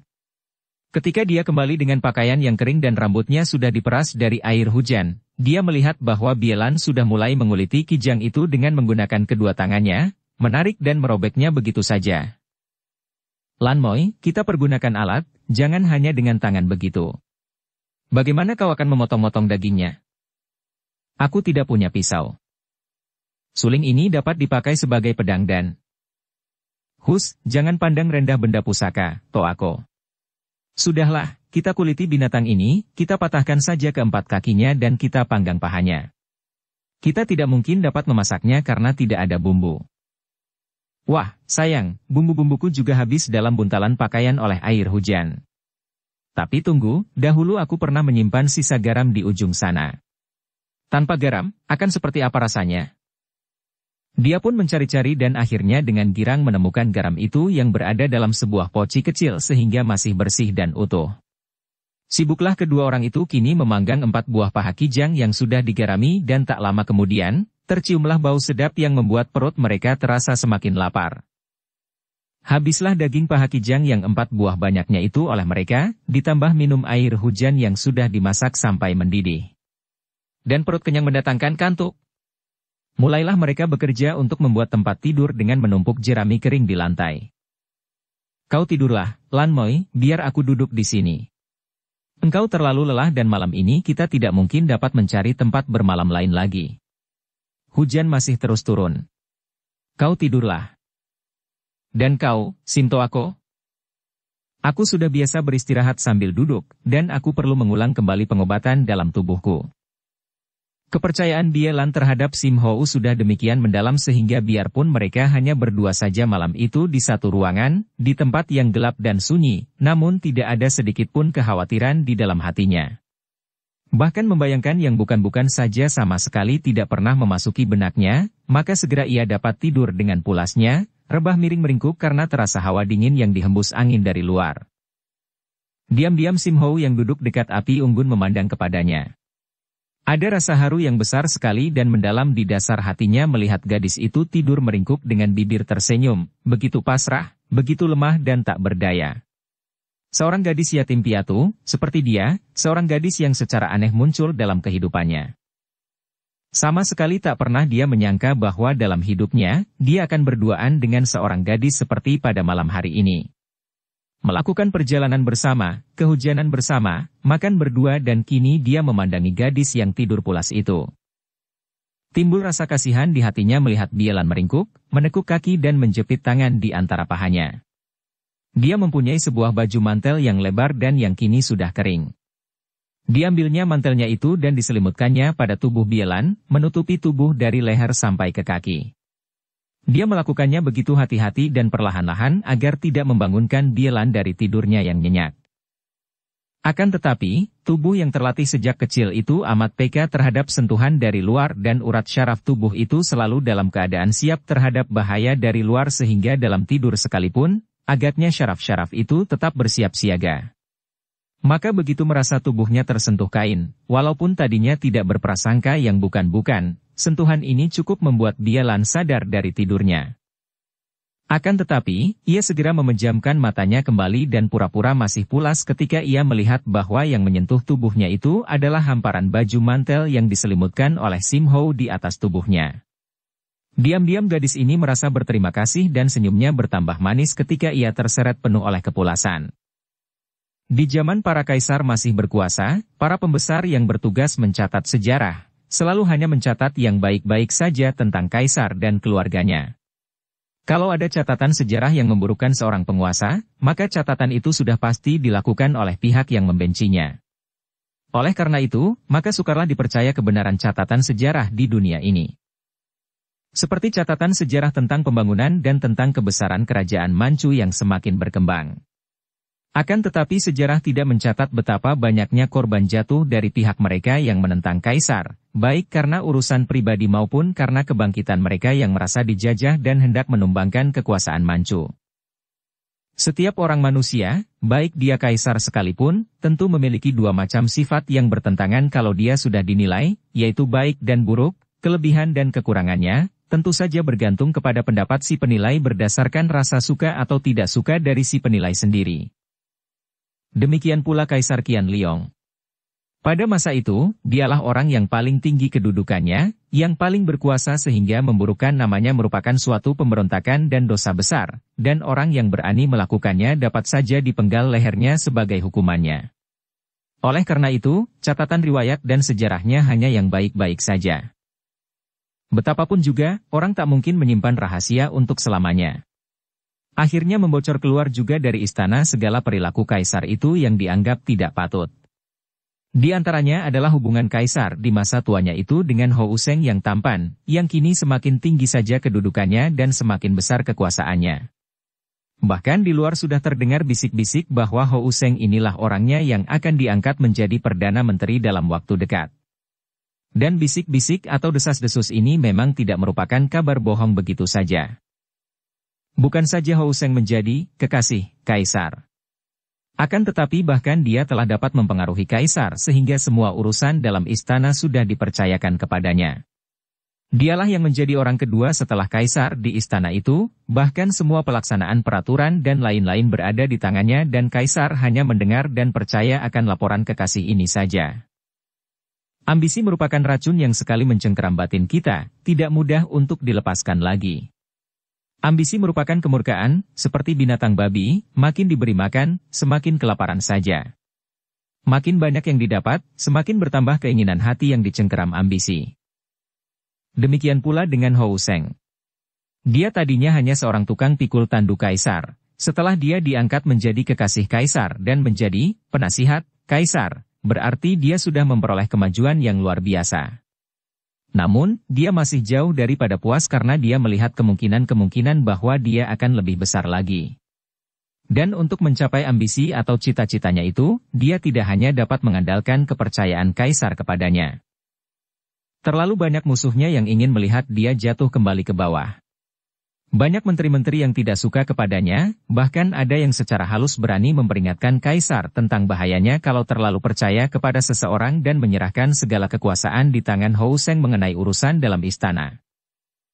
Hou Seng semakin cerdik dan mulai memperkuat diri. Bukan hanya dengan cara makin menempel kaisar, akan tetapi juga diam-diam dia mengumpulkan tenaga-tenaga yang boleh diandalkan, selain untuk mengawal dan melindungi dirinya, juga untuk melaksanakan perintah-perintah dalam menghadapi musuh-musuhnya. Beberapa orang musuhnya sudah dilenyapkan, tewas secara aneh. Tentu saja tidak aneh bagi Hou Seng. Dia telah memelihara orang-orang yang memiliki ilmu kepandaian tinggi dan kekejaman seperti iblis. Tentu saja dengan bayaran yang amat tinggi, memberi kemewahan dan memenuhi permintaan apa saja dari orang-orang sakti itu, juga memberi janji bahwa kalau dia dapat menjadi Perdana Menteri, apalagi kalau kelak dapat menjadi kaisar, dia tidak akan melupakan para pembantu itu dan tentu akan memberi kedudukan tinggi kepada mereka. Pada suatu malam, dengan pengawalan ketat, Hou Seng keluar dari istana menuju ke sebuah rumah tak jauh dari kompleks istana.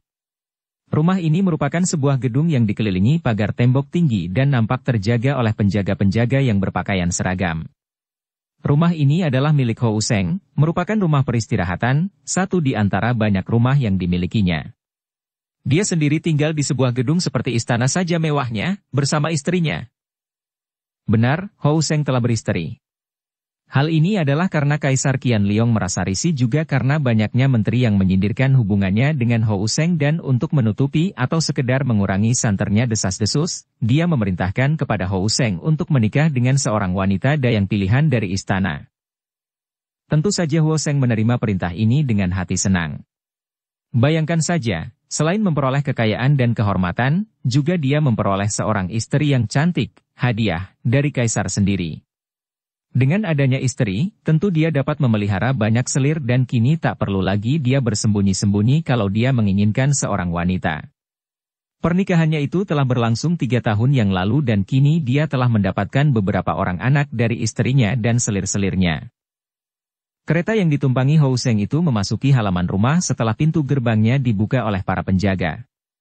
Pintu gerbang lalu ditutup kembali dan nampak seorang laki-laki berusia kurang lebih 35 tahun, berwajah tampan dan cerdik, bermuka halus seperti muka perempuan. Itulah Hou Seng, dengan pakaiannya yang gemerlapan. Dia seorang laki-laki pesolek, mukanya dirias dan pakaiannya mewah. Kiranya di dalam keretanya itu bersembunyi 2 orang wanita berusia kurang lebih 30-an tahun, cantik dan bertubuh ramping dan gesit. Mereka ini adalah 2 orang pengawal pribadi yang dapat menjadi apanya pun juga. Menjadi selir, juga pelayan atau pengawal yang melindungi keselamatannya. 2 orang wanita ini adalah ahli-ahli silat yang pandai dan sengaja dipilih oleh Hou Seng, bukan hanya karena kecantikan mereka, akan tetapi terutama sekali karena ketangguhan mereka melindungi keselamatannya. Karena itu, 2 orang pengawal pribadi ini tidak pernah meninggalkannya, kemanapun dia pergi. Ketika Hou Seng turun dari kereta, 2 orang wanita ini turun sebelum dan sesudahnya, menjaga dari depan belakang atau kanan kiri penuh kewaspadaan. Dari pintu depan yang terbuka dari rumah gedung itu muncullah seorang nenek yang kalau orang melihatnya di tempat yang tidak begitu terang tentu akan mengiranya seorang wanita yang masih belum tua benar. Padahal nenek ini usianya sudah kurang lebih 70 tahun. Selain gerak-geriknya masih gesit dan sikapnya yang genit, juga mukanya memakai lapisan bedak tebal dan pemerah bibir dan pipi, di samping penghitam alisnya yang sudah habis bulunya itu. Pakaiannya juga mewah dan nenek pesolek ini memegang sebatang kebutan yang gagannya terbuat dari emas dan bulunya yang putih lemas itu tidak boleh dipandang ringan. Itu bukan kebutan biasa pengusir lalat, melainkan sebuah senjata yang amat ampuh karena bulu-bulu kebutan itu terbuat dari bulu seekor monyet putih yang hanya terdapat di daerah Himalaya bagian barat. Menurut dongeng, monyet putih di daerah itu memiliki bulu yang amat kuat sehingga tahan bacokan, membuat monyet itu kebal. Entah benar tidaknya dongeng itu, akan tetapi yang jelas, kebutan di tangan nenek ini pun selain mampu untuk membunuh orang, juga dapat menangkis segala macam senjata tajam yang bagaimana ampuh pun tanpa putus sedikit pun. Begitu bertemu dengan nenek yang masih nampak ramping tubuhnya dan cantik wajahnya karena dirias itu, Hou Seng memberi hormat berbareng dengan nenek itu yang juga menjura dengan merangkap kedua tangan di depan dada sambil memegangi kebutannya yang bulunya menjuntai ke bawah dengan lemasnya. Nampaknya seorang nenek-nenek yang tidak berdaya saja. Akan tetapi, Hou Seng yang merupakan orang kedua setelah kaisar di dalam istana, kelihatan begitu menghormatnya, apalagi dua orang pengawal pribadinya itu jelas memperlihatkan sikap jerih sekali ketika mereka memandang kepada nenek itu dan mengerling ke arah kebutan berbulu putih bergagang emas itu. Dalam hati mereka selalu timbul pertanyaan berapa ribu nyawa sudah yang dipaksa meninggalkan badannya oleh kebutan nenek itu, setiap kali mereka bertemu dengan Kim Huanionio, demikian nama nenek itu. Kim Huanionio telah menjadi pembantu utama dari Hou Taijin, pembesar Hou, dan memperoleh kepercayaan dari kekasih kaisar ini karena Kim Huanionio telah berulang kali membuktikan kesetiaannya. Sudah ada 6 orang pembesar rendahan dan 2 orang pembesar tingkat menteri yang tiba-tiba saja tewas begitu saja. Pada kemarin harinya Kim Huanionio yang menerima perintah dari Hou Taijin untuk melenyapkannya. Selain itu, juga Kim Huanionio yang mengatur penjagaan atau pengawal-pengawal rahasia dari Hou Taijin. Pengawal-pengawal ini adalah orang-orang yang dipimpin oleh Kim Huanionio untuk melakukan penjagaan secara rahasia. Dan kini Kim Huanionio menerima tugas yang lebih penting lagi, ialah mengumpulkan dan mengundang tenaga-tenaga yang tangguh dari para tokoh dunia hitam untuk memperkuat kedudukan Hou Taijin. Siapakah Kim Huanionio? Nenek yang sudah tua akan tetapi masih suka mengejar kesenangan melalui kekuasaan di kota raja ini adalah guru dari Bob Gan. Nenek ini pernah menjadi murid merangkap kekasih dari mendiang Pek Bin Losian. Akan tetapi setelah ia berhasil menguras semua ilmu dari Pek Bin Losian, Kim Huanionio lalu meninggalkan gurunya yang suka bertapa itu untuk bertualang di kota-kota besar dan mengumbar nafsunya dengan pria-pria yang lebih muda dan tampan, yang dipilih dan disukainya. Dengan kepandaiannya yang hebat, ia dapat memaksa setiap pria yang dipilihnya untuk melayaninya. Setiap penolakan tentu mengakibatkan pria itu tewas oleh menyambarnya bulu-bulu kebutan itu. Bahkan setiap kekecewaan dari pria yang melayaninya juga ditebus dengan nyawanya. Dalam hal kejahatan dan kekejamannya, Kim Huanionio tidak kalah oleh 3 orang datuk sesat yang masih bersumber dari satu perguruan dengannya, yaitu Sam Kui. Setelah usianya mulai tua, Kim Huanionio memilih Bob Gan untuk menjadi muridnya, dan hanya pemuda inilah yang mewarisi sebagian besar dari ilmu-ilmunya. Akan tetapi, setelah usianya kurang lebih 70 tahun, ia sudah kehilangan kesenangan-kesenangan masa mudanya dan kini satu-satunya kesenangan yang dikejarnya adalah kedudukan dan kekuasaan. Karena itulah ia pergi ke kota raja dan mendengar akan kelihayan Hou Taijin yang berhasil menguasai kaisar. Ia lalu melakukan pendekatan dan akhirnya, melihat kehebatan ilmu nenek ini, ia berhasil menjadi pembantu utama Hou Seng atau Hou Taijin. Selamat malam, Taijin, nenek itu berkata dan suaranya terdengar halus. Dan silahkan masuk. Pembesar yang mempunyai sepasang mata lincah membayangkan kecerdikannya itu mengangguk dan langsung bertanya. Benarkah yang datang lama itu? Dia mencari-cari dengan pandang matanya. Begitu mendengar berita yang dikirim oleh Lo Qianpui, aku langsung saja ke sini, ingin bertemu dan berkenalan sendiri. Kim Huanionio mengangguk. Bijaksana sekali tindakan Taijin, karena memang akan menimbulkan kecurigaan kalau dia yang belum dikenal ini yang menghadap kepada Taijin. Sekarang pun dia sudah siap menghadap kalau menerima perintah Taijin. Baik, Lo Qianpui, minta kepada Lo Suhu itu untuk menemui aku di ruangan tamu. Hou Taijin lalu diiringkan 2 orang pengawalnya menuju ke ruang tamu, sedangkan Kim Huanionio lalu mengundurkan diri untuk memberitahu kepada tamunya. Ketika Kim Huanionio bersama tamunya pergi ke ruangan, di situ telah menanti Hou Taijin bersama 2 orang pengawal pribadi yang tak pernah berpisah darinya. 2 orang wanita cantik itu kini berdiri seperti patung di kanan kirinya, agak di belakang tubuh pembesar itu. Para pengawal, tidak kurang dari 12 orang, berjaga di dalam ruangan itu pula, berdiri dengan sikap hormat. Sedangkan beberapa orang pengawal lagi mondar-mandir di luar ruangan ini, mereka adalah pengawal-pengawal yang tidak mengenakan pakaian seragam dan yang selalu membayangi kemanapun Hou Seng pergi. Pengawal-pengawal inilah anak buah Kim Huanionio dan karena mereka semua yang berpakaian preman itu mempunyai kartu pengenal yang dibubuhi cap dari Hou Taijin sendiri, maka para penjaga tempat-tempat yang dikunjungi Hou Taijin selalu membiarkan mereka menyelinap masuk. Pendeknya, pengawalan yang dilakukan untuk menjaga keselamatan Hou Taijin ini tidak kalah ketatnya dengan pengawalan atas diri kaisar sendiri. Hou Taijin adalah seorang yang cerdik dan pandai menggunakan orang. Melihat bahwa tamu yang datang bersama Kim Huanionio itu seorang kakek yang usianya tentu sudah 60 tahun lebih, bertubuh tinggi besar dengan perut gendut, Kepalanya gundul dan jubahnya lebar dengan kotak-kotak berwarna kuning. Mukanya begitu menyeramkan seperti muka seekor singa, dengan cambang bauk yang warnanya kekuning-kuningan. Matanya terbelalak mengandung sinar mata tajam. Dia tahu bahwa tamu ini memang bukan orang sembarangan, seperti yang telah dikatakan oleh Kim Hwanionio kepadanya. Dia tahu siapa kakek ini, ialah seorang pendeta lama dari Tibet yang juga mempunyai niat memberontak terhadap penguasa-penguasa lama di Tibet. Cocok sekali kalau orang ini bisa menjadi pembantunya, bersama Kim Hwanionio, pikirnya. Dan agaknya makin mudah pula memasukkan seorang pendeta ke dalam istana, dengan alasan sebagai penasihat kebatinan, pengusir roh jahat, pengajar agama dan sebagainya, seperti yang dilakukan terhadap Kim Hwanionio yang juga olehnya diperkenalkan kepada Kaisar sebagai seorang pertapa wanita dari pegunungan Himalaya yang sakti. Setelah pendeta lama dan Kim Hwanionio itu tiba di dekat meja, Hou Taijin bangkit berdiri untuk menyambut dan pendeta yang bukan lain adalah Saichu lama itu segera memberi hormat, merangkapkan kedua tangan depan dada sambil berkata dengan suara seperti berdoa.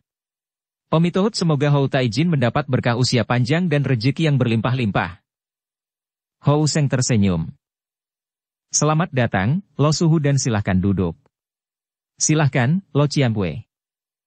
Saichu lama dan Kim Hwanionio mengambil tempat duduk setelah nenek itu dengan isyarat tangannya menyuruh anak buahnya untuk keluar dari ruangan itu. Para pengawal segera pergi dan hanya berjaga di luar ruangan tamu itu dengan ketatnya.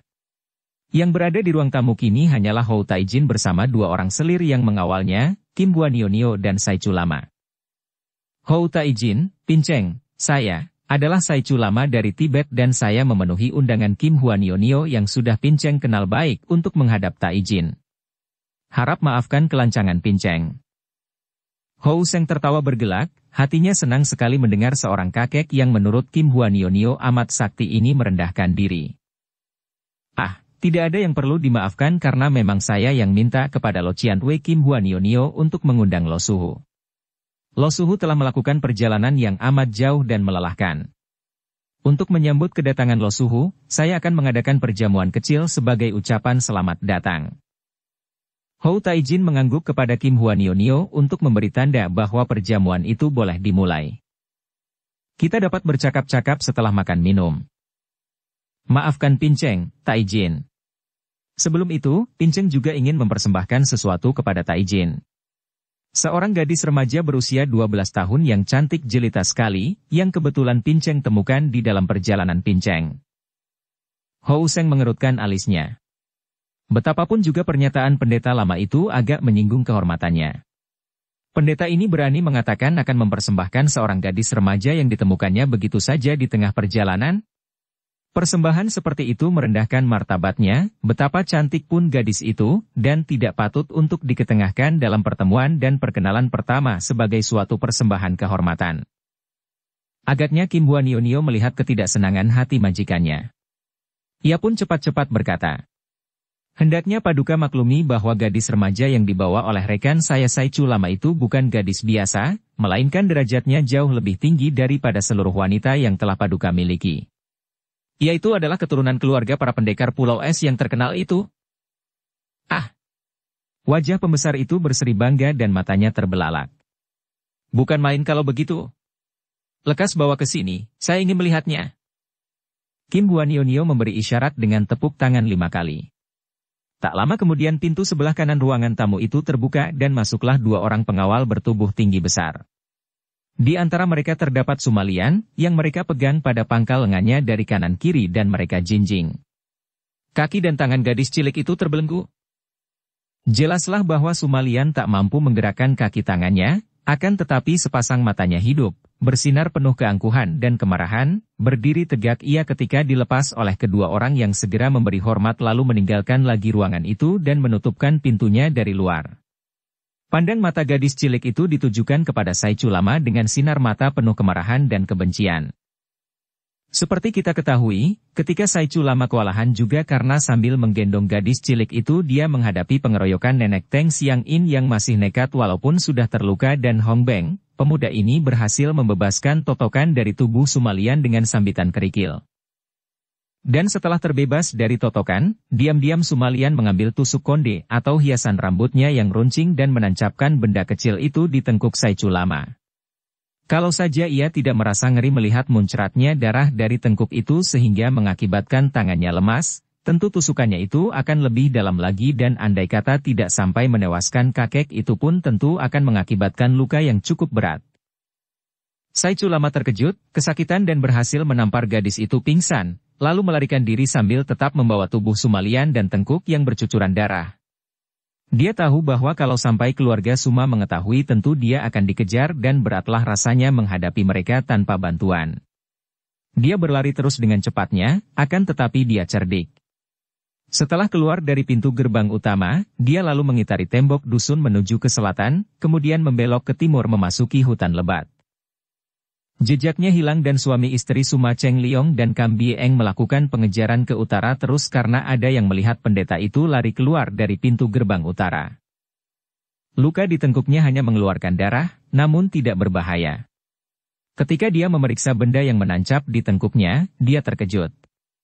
Benda itu tentu akan dapat menancap lebih dalam lagi, pikirnya. Akan tetapi kenapa tidak?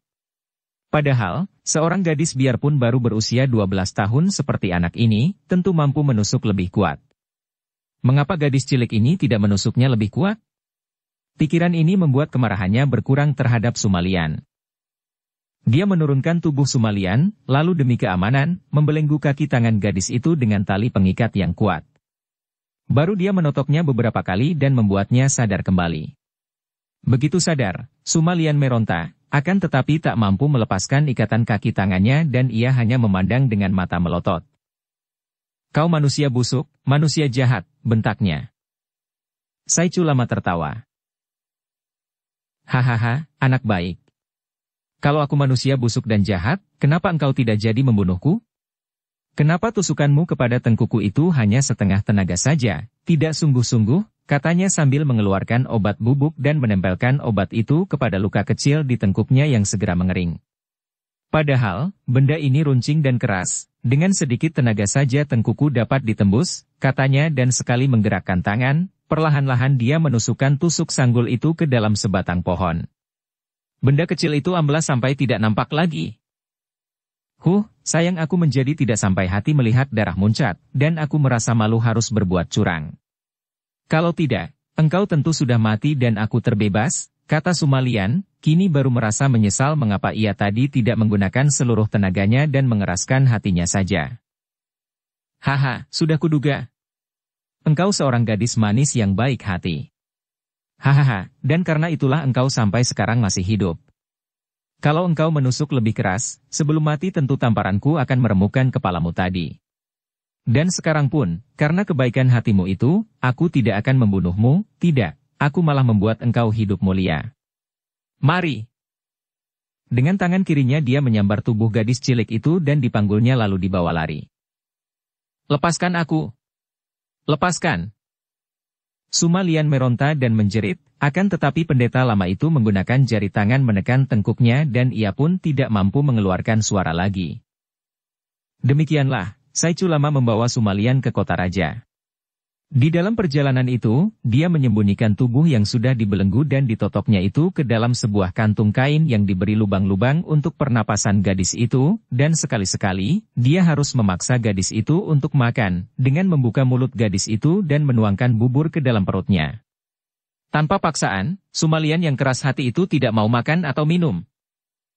Setelah tiba di gedung tempat tinggal Hou Taijin yang menjadi sarang Kim Huanionio yang menghubunginya, Sai Chulama disambut dengan girang oleh Kim Huanionio, apalagi ketika temannya itu memberitahukan bahwa gadis cilik yang ditawannya adalah keturunan para pendekar Pulau Es.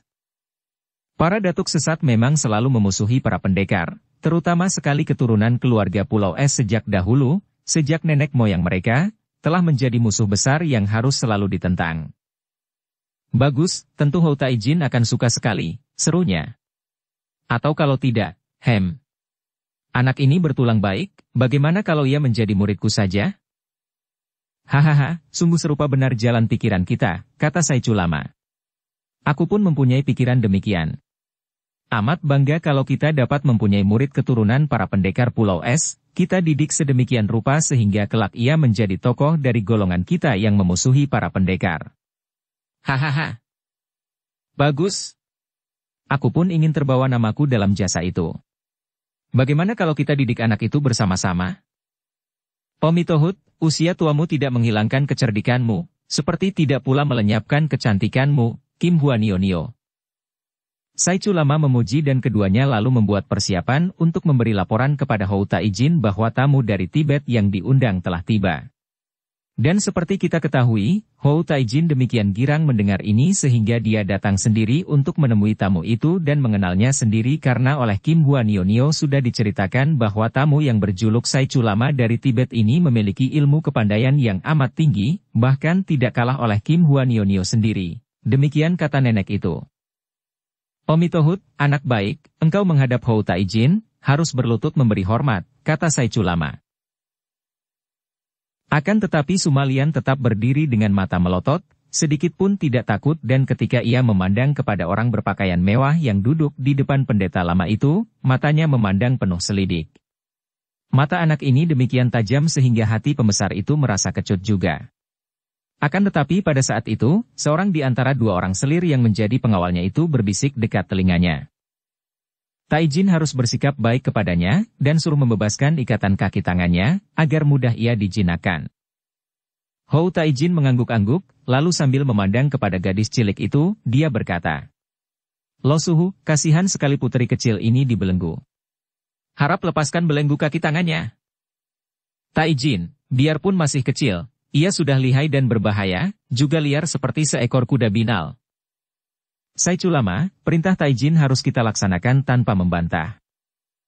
Tiba-tiba Kim Huanionio memperingatkan temannya yang belum tahu akan watak Hou Taijin yang tidak mau dibantah. Mendengar ini, Saichu lama mengangguk dan cepat dia menghampiri Sumalian yang berdiri tegak. Untuk mendemonstrasikan kelihayannya, dengan jari-jari tangan ringan sekali gerakannya, dia membikin putus semua tali, seolah-olah tali-tali itu hanya sehelai benang saja. "Adik yang baik, kesinilah dan jangan takut. Kami tidak akan menyusahkanmu lagi," berkata Hou Seng. Memang orang ini pandai sekali bersandiwara dan mendengar suaranya yang lemah lembut, melihat wajahnya yang kini memperlihatkan kesungguhan dan keramahan, Sumalian mulai percaya bahwa orang itu tentu memiliki niat yang baik terhadap dirinya. Ia memang tidak mendengarkan apa yang dipercakapkan oleh Saichu lama dan Kim Huanionio bahwa dirinya akan diberikan kepada pembesar Hou Seng untuk dijadikan selir. Maka, mengingat bahwa ia berhadapan dengan seorang pembesar di kota raja, seperti yang didengarnya tadi dari para pengawal bahwa ia akan dihadapkan kepada seorang pembesar istana kota raja, ia lalu menjatuhkan diri berlutut. Memang selain ilmu silat tinggi, Sumalian diajar tentang ilmu baca tulis, juga tentang kesopanan sehingga ia mampu bersikap semestinya ketika berhadapan dengan seorang pembesar. Apalagi kalau mengingat bahwa pembesar ini bersikap baik, bahkan telah menolongnya dari belenggu. "Taijin, harap Paduka suka mengirim saya kembali ke rumah orang tua saya, atau membiarkan saya pergi dari sini. Untuk budi ini saya Sumalian tidak akan melupakanmu." Kembali terdengar bisik-bisik dari seorang selir di belakangnya itu. Hou Seng mengangguk-angguk lagi. "Nona Sumalian, membiarkan engkau pergi seorang diri sungguh amat berbahaya. Bagaimana kalau sampai terjadi apa-apa atas dirimu? Berarti aku ikut bertanggung jawab. Saichu lama telah menyerahkan engkau kepadaku, berarti akulah yang kini melindungimu. Jangan khawatir, sekali waktu pasti aku akan mengantar engkau kembali ke tempat tinggalmu, akan tetapi sementara ini, selagi aku masih sibuk, biarlah engkau tinggal di sini bersama Kim Huanionio. Akan tetapi engkau harus berjanji tidak akan memberontak atau mencoba untuk melarikan diri." Sumalian adalah seorang anak yang cerdik. Kalau tadi ia memperlihatkan sikap marah, itu adalah karena Saichu lama selalu bersikap keras kepadanya dan ia membenci pendeta yang menculiknya itu. Kini ia melihat bahwa tidak ada pilihan lain baginya kecuali mentaati perintah pembesar ini, kalau ia tidak ingin diperlakukan kasar lagi. Ia mengerti bahwa ia menjadi semacam tahanan, akan tetapi jauh lebih baik tertahan dalam keadaan bebas daripada dibelenggu terus atau disekap terus dalam kamar tahanan. Dalam keadaan bebas, tentu banyak kesempatan terbuka baginya untuk melarikan diri. "Baiklah Taijin, saya berjanji takkan memberontak dan terima kasih atas kebaikan Taijin." "Lo Qianwei," kata Hou Taijin dengan suara halus kepada Kim Huanionio. "Harap Lo Qianwei atur dan serahkan adik ini kepada para pengasuh lebih dulu, sediakan kamar yang baik, pakaian yang cukup dan makan yang enak, Setelah itu kami masih menanti Lo Cianpui di sini untuk mengadakan perundingan lebih lanjut. Baik, Taijin. Kim Huanionio lalu menggandeng tangan Sumalian. Nah, kalau sejak kemarin engkau tidak memberontak, tentu kami sudah memperlakukan engkau dengan baik.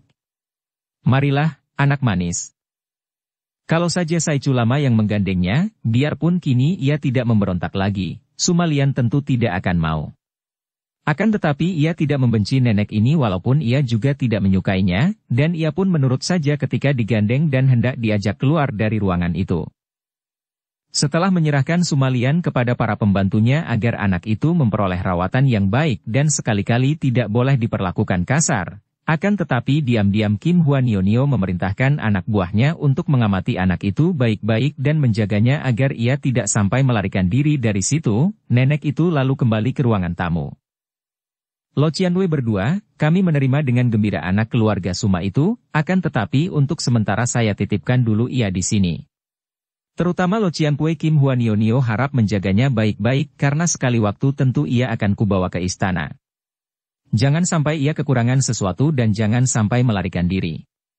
Akan tetapi, harap rahasiakan tempat persembunyiannya dari orang luar. Mengertikah, Lo Cianwei?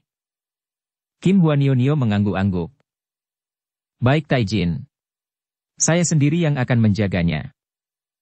Wajah pembesar itu nampak lega dan dia pun berkata gembira.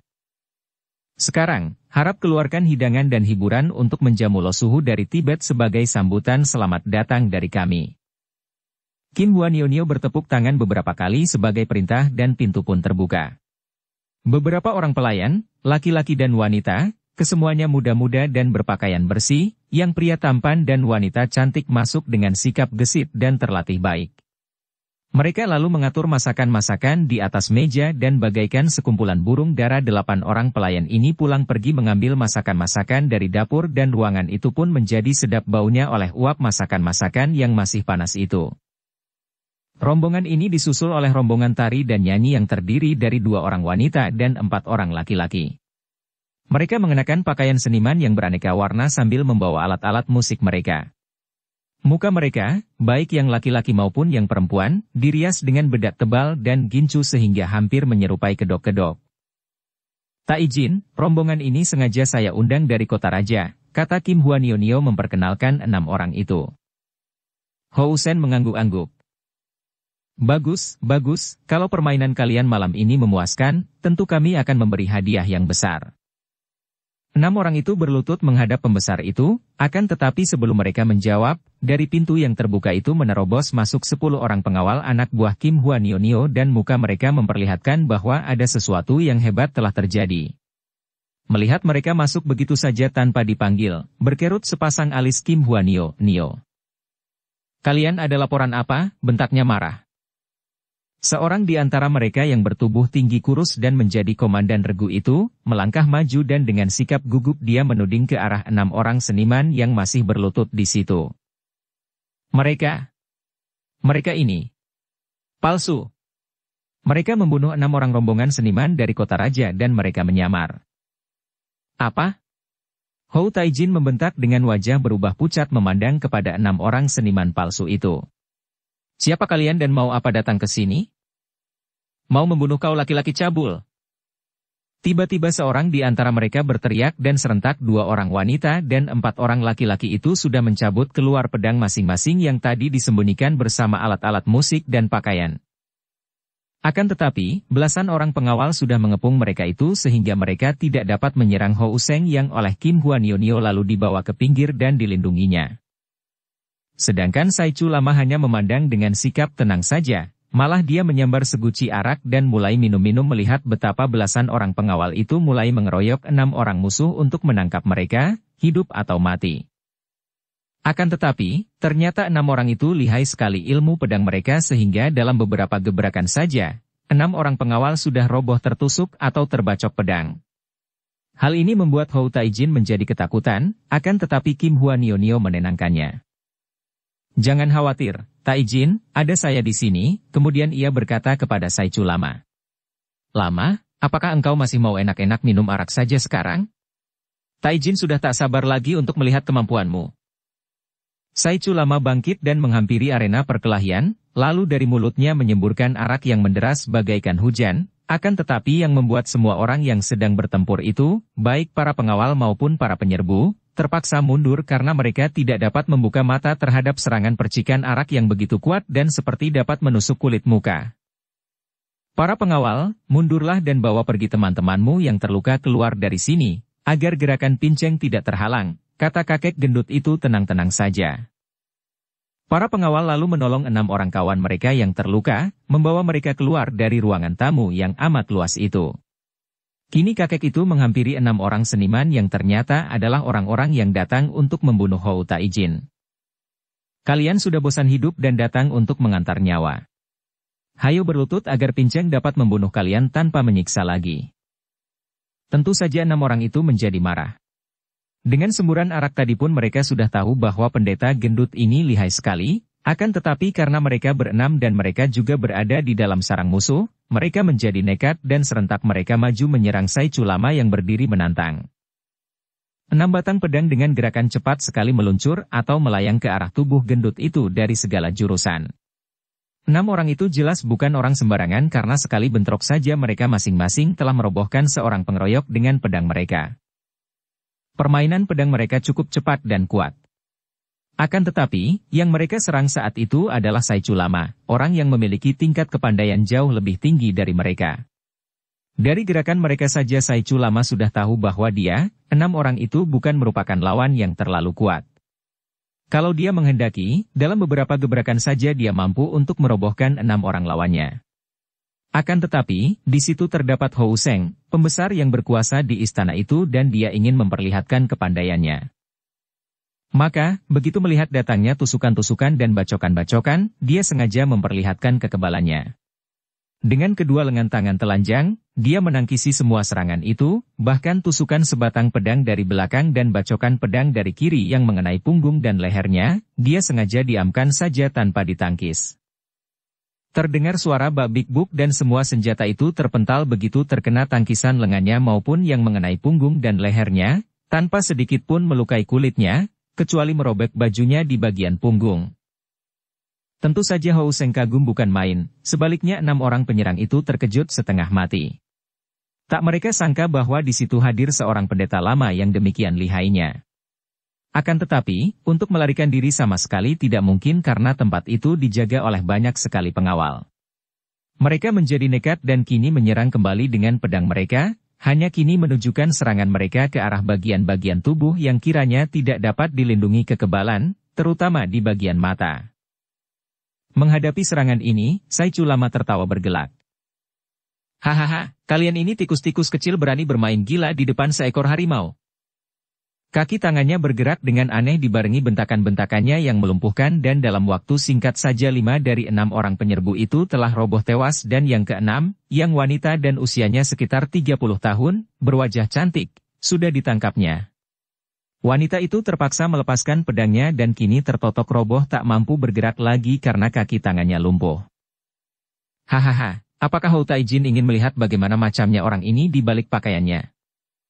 Dan sekali tangannya bergerak, terdengar kain robek dan pakaian bagian depan dari wanita itu telah dirobek lepas. Nampak tubuhnya yang lumayan mulusnya, dan wanita itu hanya mampu merintih namun tidak mampu bergerak untuk menutupi tubuhnya yang telanjang bagian depannya itu. Nanti dulu, jangan bunuh orang ini. Kita harus tahu siapa yang menyuruh mereka. Tiba-tiba Hou Taijin berseru keras. Dalam keadaan seperti itu, mana dia tertarik melihat tubuh wanita telanjang? Pula, wanita itu sudah terlalu tua untuknya. Bagi pembesar istana ini, usia wanita lewat 15 tahun sudah terlalu tua. Mendengar ini, Sai Chu Lama mengangguk-angguk dan tertawa, maklum apa yang dikehendaki oleh Hou Taijin. Hehe, tikus betina, kau sudah mendengar sendiri ucapan Hou Taijin. Hayo katakan, siapa yang mengutus kalian berusaha membunuh Hou Taijin? Hayo katakan, kalau tidak aku akan mengerat tubuhmu sepotong demi sepotong, tidak sampai kau mati, akan tetapi akan membuat engkau hidup sebagai seorang yang tanpa batang hidung, tanpa daun telinga, tanpa jari tangan dan kaki. Wanita itu memang maklum bahwa ia sudah tidak berdaya. Mendengar ancaman itu, ia bergidik. Tak dapat ia membayangkan betapa ngeri dan sengsaranya dibiarkan hidup dalam keadaan cacat seperti itu. Lebih baik dibunuh saja. Dan ia pun tahu bahwa seorang sakti dan kejam seperti pendeta lama ini tentu akan memenuhi gertakannya tadi. Maka, dengan lirih dan suara gemetar ia pun membuat pengakuan. Yang mengutus kami adalah Pangeran Cui. Apa? Pangeran Cui yang mana? Yang tua atau yang muda? Pangeran Cui muda. Keparat, bentak Hou Seng sambil memukulkan kepalan tangan kanan ke atas telapak tangan kirinya sendiri. Wajahnya berubah merah dan dia marah sekali. Pangeran Cui muda itu adalah seorang pangeran yang menjadi keponakan kaisar, termasuk seorang di antara mereka yang tidak suka kepadanya. Biarpun di dalam sebuah pesta yang diadakan pernah pangeran muda Cui itu menghinanya dengan sindiran dengan bercerita tentang kehidupannya sebagai selir pria kaisar, namun dia menahan dirinya. Pangeran muda Cui itu bukan merupakan seorang lawan yang membahayakan kedudukannya, oleh karena itu memperbesar permusuhan dengannya tidak ada artinya, tidak menguntungkan. Akan tetapi sama sekali tidak pernah disangkanya bahwa agaknya pangeran muda itu demikian benci kepadanya sehingga diam-diam mengutus 6 orang jagoan untuk membunuhnya. Lo Suhu, kalau Lo Suhu dapat membawa kepala pangeran Cui muda kepadaku, barulah aku percaya akan kesetiaan Lo Suhu kepadaku. Setelah berkata demikian, dengan tergesa-gesa Hou Seng meninggalkan rumah itu, pulang ke rumah sendiri dengan keretanya, dikawal dengan ketat oleh anak buah Kim Huanionio. Celaka, di mana anak setan itu? Tiba-tiba Kim Huanionio berteriak. Ia telah kehilangan Sumalian. Tadi, ketika ia melindungi Hou Taijin, ia lupa kepada anak perempuan itu. Kini, setelah Hou Seng pergi, baru ia teringat akan Sumalian dan setelah mengatur anak buahnya untuk mengawal Hou Seng dengan ketat, ia lalu mencari dan memaki-maki karena kehilangan anak perempuan itu. Ia takkan mampu lari jauh, Nio. Sebaiknya engkau membantuku, apa yang harus kulakukan dengan perempuan ini dan bagaimana aku dapat memenuhi permintaan Hou Taijin tadi, kata Sai Chu Lama sambil memandang kepada wanita yang masih terlentang di atas lantai itu. Kubunuh saja ya ini? Dia menuding ke arah tubuh wanita itu. 6 orang anak buahku terluka oleh mereka. Lemparkan ia untuk 6 orang anak buahku yang terluka. Kemudian kita rundingkan tentang perintah tadi. Biar ku bawa sendiri perempuan ini. Kim Huanionio lalu menjambak rambut yang terlepas dari sanggulnya itu, sekali renggut saja tubuh yang lemas itu bangkit berdiri dan Kim Huanionio membentak penuh ancaman. Hayo katakan siapa nama pemimpin rombongan kalian dan yang mana dia? Perempuan yang sudah ketakutan itu hanya dapat memandang dengan sepasang matanya yang terbelalak ketakutan ke arah seorang di antara mereka yang berjenggot panjang dan bertubuh tinggi kurus dan yang sudah menggeletak dengan nyawa putus.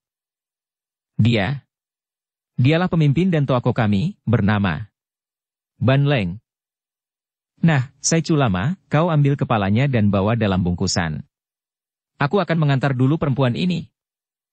Kim Huanionio pergi menyeret perempuan itu dan menengok 6 orang anak buahnya yang tadi terluka oleh pedang dan ia melemparkan perempuan itu di antara mereka yang masih rebah.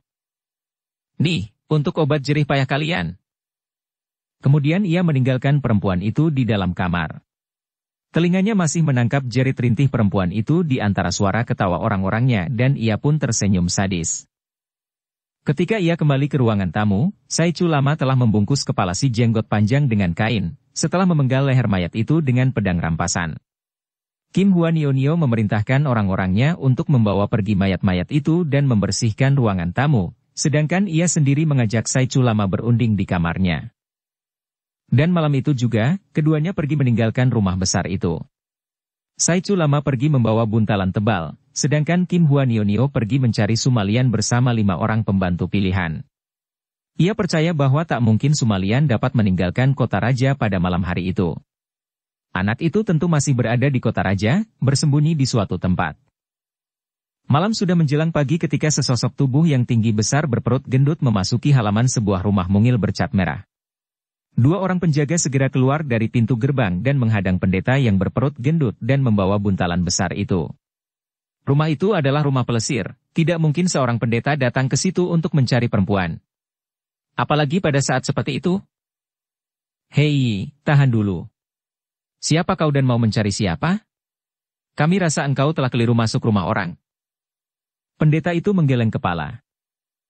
Salah masuk? Bukankah ini rumah pelesir pintu merah? Dan bukankah Pangeran Cui Muda berada di sini? Dua orang itu adalah pengawal-pengawal pangeran itu yang bertugas jaga di luar, sedangkan kawan-kawan mereka bertugas jaga di dalam. Mereka sedang kesepian, mengantuk dan kedinginan. Kini mereka merasa beruntung ada suatu yang penting dapat mereka sampaikan paling dulu kepada sang pangeran. Bagaimana kau menyangka seorang pangeran berada di tempat ini? Jangan bicara sembarangan, Lo Suhu, kata seorang di antara mereka ketika kini Saichu lama berdiri di bawah sinar lampu sehingga mereka berdua dapat melihat jelas bahwa dia adalah seorang pendeta. Dari siapa engkau bisa mengatakan bahwa Pangeran Cui Muda berada di sini? Tanya seorang kedua. Jangan mencurigai Pinceng, kawan-kawan. Pinceng adalah sahabat baik dari Ban Leng, dan Pinceng datang ke sini karena diutus oleh Ban Leng.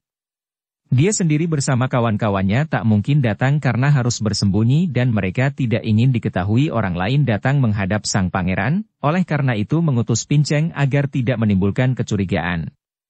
Siapa akan mencurigai seorang pendeta? Hahaha. Tolong laporkan kepada Pangeran Cui Muda bahwa Pinceng Tiong Huishio utusan Ban Leng, datang mohon menghadap untuk menyampaikan berita tentang 6 orang seniman yang menyerbu musuh. Tentu saja dua orang pengawal itu mengenal baik siapa Ban Leng itu. Kepala dari 6 jagoan yang dipercaya oleh pangeran. Oleh karena itu, seorang di antara mereka lalu cepat melapor ke dalam dan para kepala pengawal yang mengerti akan pentingnya urusan, lalu memberanikan diri menggugah sang pangeran dari tidurnya. Pangeran Cui Muda, seperti para bangsawan pada waktu itu, juga merupakan seorang bangsawan muda yang suka pelesir.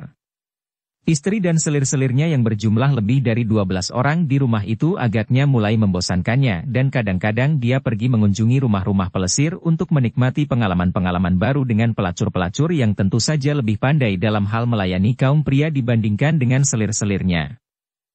Dan malam itu memang dia sengaja memilih pintu merah, rumah pelesir kaum bangsawan, untuk menjadi tempat dia menantikan Ban Leng dan kawan-kawannya yang diutusnya untuk membunuh Hou Seng. Begitu para penyelidiknya memberi kabar bahwa malam itu Hou Seng memanggil serombongan seniman untuk menghibur tamu, dia lalu cepat menyuruh Ban Leng dan saudara-saudaranya untuk bertindak. Ban Leng dan 5 orang saudara seperguruannya memang terkenal sebagai jagoan-jagoan dan pembunuh-pembunuh bayaran kelas tinggi yang sudah dipercaya dan diperalat oleh Pangeran Cui Muda. Mereka lalu mencegat rombongan seniman itu, membunuh dan menyamar menggantikan kedudukan mereka sampai mereka berhasil berhadapan dengan Hou Seng. Akan tetapi mereka salah perhitungan, sama sekali tidak tahu bahwa di rumah itu terdapat orang-orang sakti seperti Kim Huanionio dan Saichu Lama. Karena sudah berjanji untuk menanti Ban Leng dan kawan-kawannya di tempat itu, ketika dia digugah dan diberitahu bahwa seorang yang diutus oleh Ban Leng mohon menghadap, sang pangeran menjadi girang dan cepat menyuruh para pengawalnya yang berjumlah 7 orang itu untuk membawa utusan Ban Leng itu segera menghadap kepadanya. Ketika pendeta lama yang tinggi besar berperut gendut itu menghadap Pangeran Cui Muda, mereka saling pandang penuh selidik dan sang pangeran merasa agak heran, sama sekali tidak mengira bahwa utusan Ban Leng itu adalah seorang pendeta Huishio lama yang belum pernah dilihatnya. Siapakah Lo Suhu ini? Benarkah engkau disuruh oleh Ban Leng? Tanya pangeran itu dengan alis berkerut dan memandang ke arah buntalan yang berada di atas pundak pendeta itu. Pinceng adalah Huishio Tiong yang diutus Ban Leng menyerahkan kepala. Sebelum Pinceng melanjutkan, benarkah Pinceng berhadapan dengan Pangeran Cui Muda? Akulah Pangeran Cui Muda. Ban Leng mengutusmu menyerahkan sebuah kepala? Apakah mereka telah berhasil? Tanya pangeran itu dengan wajah gembira bercampur tegang. Juga para pengawal yang mendengar percakapan itu merasa tegang dan mereka semua mendekat, mengepung Huishio itu untuk melihat kepala siapa yang akan dihaturkan itu. Saichu Lama tertawa. Mereka selamat. Haha, inilah kiriman dari Ban Leng untuk Paduka, Pangeran Cui. Dan dia pun membuka buntalan itu perlahan-lahan di depan sang pangeran dan anak buah pengawal. Perlahan-lahan, sebuah kepala nampak dan ketika buntalan itu sudah terbuka semua, nampak sebuah kepala yang tengadah dan terdengar pangeran itu berteriak kaget karena dia segera mengenal bahwa kepala itu adalah kepala dari Ban Leng sendiri. Juga para pengawal berteriak kaget. Pegang orang ini. Sang pangeran berseru keras dan para pengawal sudah mengepung Saichu Lama yang kini tertawa bergelak.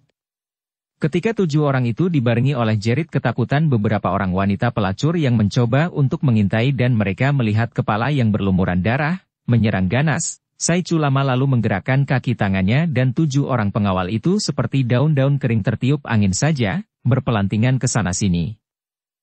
Hehe, perlahan dulu, pangeran.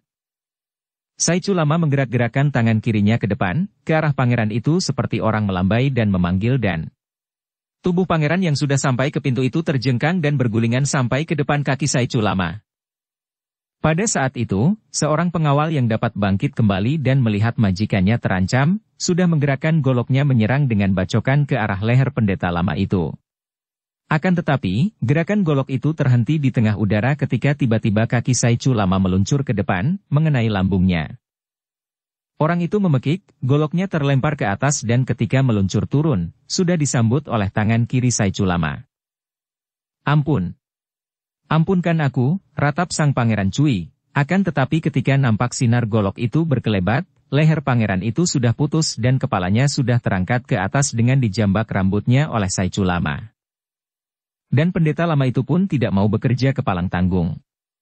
Dia membawa kepala yang masih bertetesan darah itu sambil mengamuk dan tanpa ampun lagi dibunuhnya 7 orang pengawal itu, suami istri tua pemilik rumah pelacuran itu dan tidak ketinggalan pula 5 orang pelacur yang berada di situ dan 2 orang pelayan. Habislah seluruh penghuni pintu merah itu, dibantai oleh Saichu Lama menggunakan golok rampasannya. Kemudian, sekali berkelebat dia pun sudah meninggalkan rumah itu sambil membawa sebuah kepala yang dibuntalnya pula dengan kain bekas pembungkus kepala banleng tadi. Dan pada pagi hari itu juga, tanpa diketahui seorang pun, diam-diam Saichu Lama mengirim kepala itu ke rumah Hou Taijin. Ketika Hou Taijin terbangun dari tidurnya, tahu-tahu di meja kamarnya telah terdapat buntalan itu yang ketika dibuka ternyata berisi kepala Pangeran Ciu muda.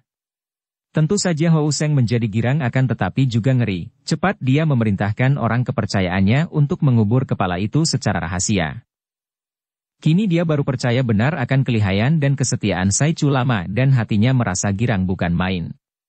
Di samping Kim Hua Nio, dia memperoleh tenaga bantuan seorang yang boleh diandalkan, yang tentu saja akan memperkuat kedudukannya dalam persaingan dengan para pembesar yang tidak suka kepadanya.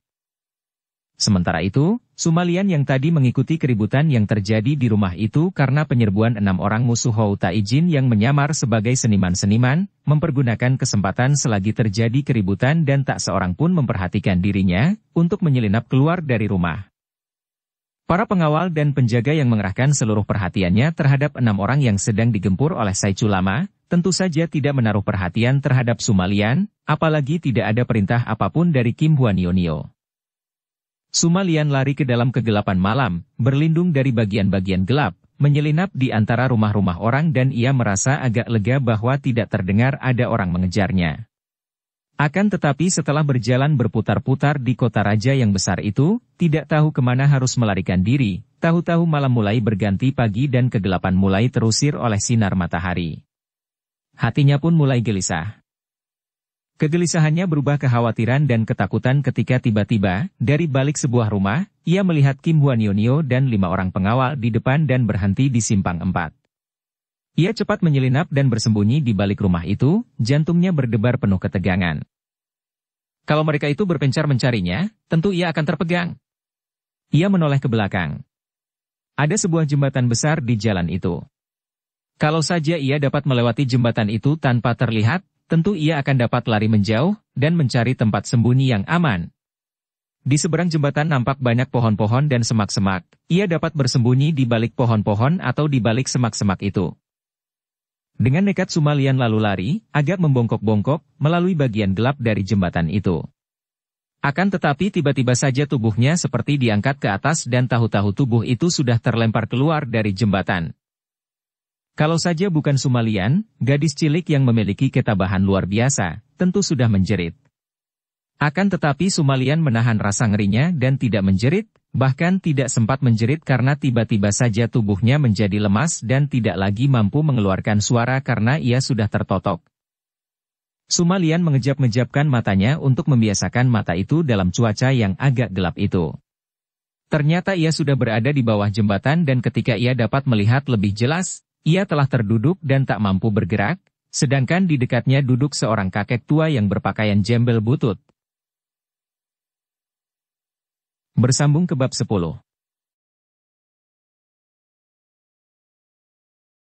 Dukung kami dengan subscribe, follow, like, komen dan share. Terima kasih.